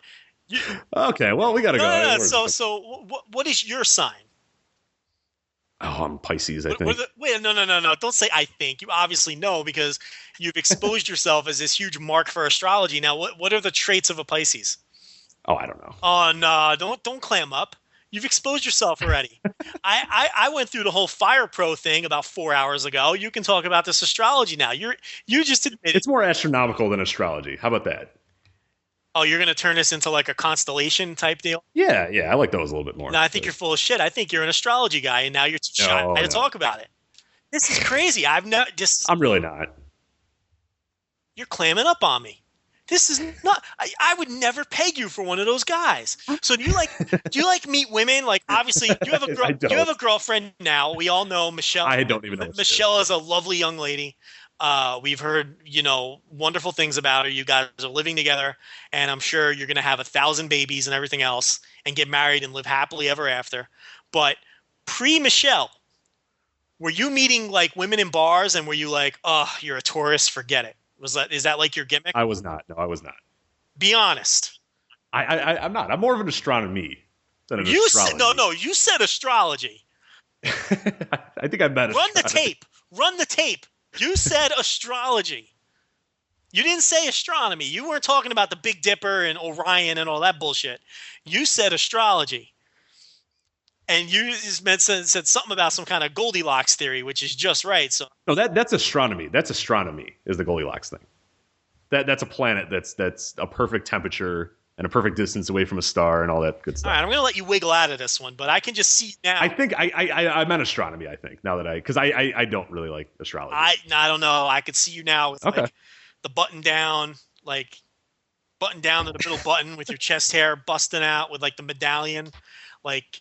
Walking up, I do have chest hair. I do. Yeah, going to these Chicago bars, like leaning up against the bar, like buying the girl the drink and asking her sign. I could totally. Never buy drinks for girls. They hate it. Yeah, hey, what's your sign? And she's like, oh, I'm a Taurus, and you're like, ugh, and you just like compatibility. That's not going to work. Compatibility. And then you just take your $20 bill off the bar. You're like, buy your own drink. Buy your own drink, sister. And then bimbo, yeah. You move on to the next one. I could totally see that now. This is crazy. It all makes too much sense. With a voice like this, It's like I never would have pegged you for an astrology guy. Are you? Did you used to call the Dionne Warwick Psychic Friends Network and get like advice for like? Oh no, we had one. What do we have in Chicago? We had one weird one that we used to prank call all the time. Until our parents figured out that like we never knew that we there was like a month where we were just like, this is hilarious, and then like we didn't realize that they charged like the phone. Oh, those are expensive too, man. Yeah, that ended that. Yeah, May 1st or whatever the month was not a good month for. Do you go to those like palm reader ladies with the crystal? No, I always wonder how there's so many of those still around. Like the gypsies with the. Yeah, I'm amazed. There's like in Chicago alone. I mean, you go to a street of Chicago and at least one every 2 or 3 blocks, there's like one of them. And it's like, who goes to these anymore? Me, of course. But other than me, I don't know who else. Because I don't know, man. I'm not sure. You're hiding something here. Do you have a regular like tarot card reading? It's another podcast, yeah. No. But like, did you have a regular woman that you go to who guides you? Do you have like someone like that? Does she like put the cards on the table? Jenna Dean, yeah, her name's Jenna Dean, and she puts down the death card, and she's in the basement. Yeah, you just shake your head like, oh no, not the death card again. Yeah, the tamed shrew. Yeah, the shrew. See, you know all the names and everything. Yeah. I can't believe this. You're into astrology. How come there's never been an astrology gimmick in wrestling? Don't you think that? I don't know. That's a great idea. I'm gonna steal that right now. Like it would have to be like Shimmer can do it, right? They could have a. They could have a gimmick where the woman is she comes in the ring with a crystal ball or reads tarot cards or something. Maybe they do have that. We just don't follow women's wrestling. Yeah, Shimmer they don't. I from afar follow it. I have no. Yeah, have they done one? Like it could be like a York Foundation thing where they know ahead of time that you're going to lose the match because it's not in the cards that you're going to win. That's right. I'm surprised WWE has never done anything like that. No, it seems right up their alley. It seems extremely up their alley, and it seems like it's right up your alley. I didn't even know you were an astrology guy. This is the worst. This is crazy. I'm a Virgo. What does that mean? I don't know. The Virgo is. I really don't. I really think I meant astronomy instead of astrology because it's 2 hours and 42 minutes into the show. The Virgo is the virgin of the. Oh, is it? Yes, which, as you know, I definitely meant astronomy. Now that I definitely meant astronomy. As you know, I am saving myself for marriage, so yes, right. It's very fitting that I'm a Virgo. One day, Joe. I've never felt the touch of a woman, as you know. I have incredible self-discipline around the ladies. Yeah, so that'll be good one day. This show's off the rails. Well known, but because you're into astrology, this is great. This is like we talked about. I'm into astronomy. You can't put the genie back in the bottle. We talked about this earlier. You exposed yourself with this Goldilocks theory. Well, at this point, I better just learn, just so I could. The Goldilocks thing is astronomy. But you said astrology. Yeah, but I'm an idiot, and it's been 2 hours and 43 minutes. I'm into astrology, and that you can't just. I meant astronomy. I definitely meant astronomy. You can't just throw that out there and expect me not to pounce. I mean, that's crazy. If you're into astrology, I mean, what did the stars say about Daniel Bryan's WrestleMania match? They're cloudy. I'll tell you that. It's not looking good. What was wasn't there a Royal Rumble where like the Big Show was looking over a crystal ball or something on the poster? What was that? Do you remember that? Oh, what was that? Yeah. Was that the Big Show or was that somebody else? No, it was Big Show. Big Show was definitely looking under. May have been that 2012 one, as a matter of fact. Yeah, 2012 Royal Rumble with the. It's all coming together, full circle here. Let's see what Google has to say about it. Yeah, no, it's Alberto Del Rio. It's Del Rio. And he's like doing the gimmick with the crystal ball, right? Is that Santino? No, it's Santino. It might be Santino. I don't know who it is. Yeah. It's a bad caricature of somebody. Yep. But that's my new gimmick. So. Yeah, man. Rich into the astrology. All right. So I'm a Fire Pro nerd, and you're an astrology nerd. This is the worst. Okay, I got you. More questions. We got some more questions here. No, that's it. We're out of questions. Yeah, it's out of questions. Yeah. We haven't even hit the 3-hour mark yet. I know. Well, Dylan has to have something else. Dylan is loaded with questions. I'll check Twitter to see. I mean, more exciting live radio. Let me. I'll just ask it right now. We can just wait real time until somebody. Someone must have another question. We only had 3 or 4 questions. No, that was it. Yeah, that was it. We answered like half the other questions. Somebody asked about NXT ArRival. We answered that. Okay. We had a 40-minute answer about the recommendations on the network. And they were awful recommendations, by the way. Yeah. Don't watch any of that crap that we just. They're going to sit there and watch Starrcade '91, and they're going to be cursing me the whole time. Awful show. I mean, just a terrible show. What else? No, that's it. That's all we got. We're good. That's concise. 2:44, and we're out. That's perfect. All right. I guess we're through here. I got nothing else to say. So, Joe, obviously I'm not going to mention the reviews because by the time you listen to this, the reviews will probably be already up. But yeah, as we mentioned, we're going to try to do these a little bit more consistent. Hopefully do it a week. Maybe we won't always go 3 hours, but somehow, some way we do. So obviously follow us on Twitter at Voices Wrestling. We're also on Facebook, Voices of Wrestling. iTunes, if you look up Voices of Wrestling, you can subscribe to us there. Definitely, if you rate us, that does a lot better. So please do rate us. Anything else? I can't think of any other plugs. Otherwise, check out the website, voiceswrestling.com. Lots of good stuff on there. That's it for the plugs, right? I got nothing else. Tadasuke, formerly of Osaka Pro, left Osaka Pro and went to the Funaki Dojo in San Antonio in January. And my little birdies are telling me that you're going to see him very soon on the United States indie scene. So there you go. Okay. There's a little news bit. There's a scoop to end things. Scoops. A little scoop for you. So the former, not the former, still. Yes, the still Tadasuke, formerly of Osaka Pro, which, by the way, is probably going out of business. I was gonna say I was shocked that they were still around. I see them every so often on Daily Motion. I'm just like, all right. Well, yeah, he hopped off of that sinking ship, but he's gonna try to make a go of it on the U.S. indie scene. So we squeeze a little scoop in there. But you probably knew I was gonna say that. I knew that. Yeah. I'm gonna use that Royal Rumble 2012 picture now as the show. And no one's gonna have no idea. They're gonna click. They're like, "What are you doing? Why is that?" But this is ridiculous. Well, no. Yeah. All right. This has for Joe Lanza, I'm Rich Creation. We'll see you next time on the Voice Wrestling Podcast. Take care.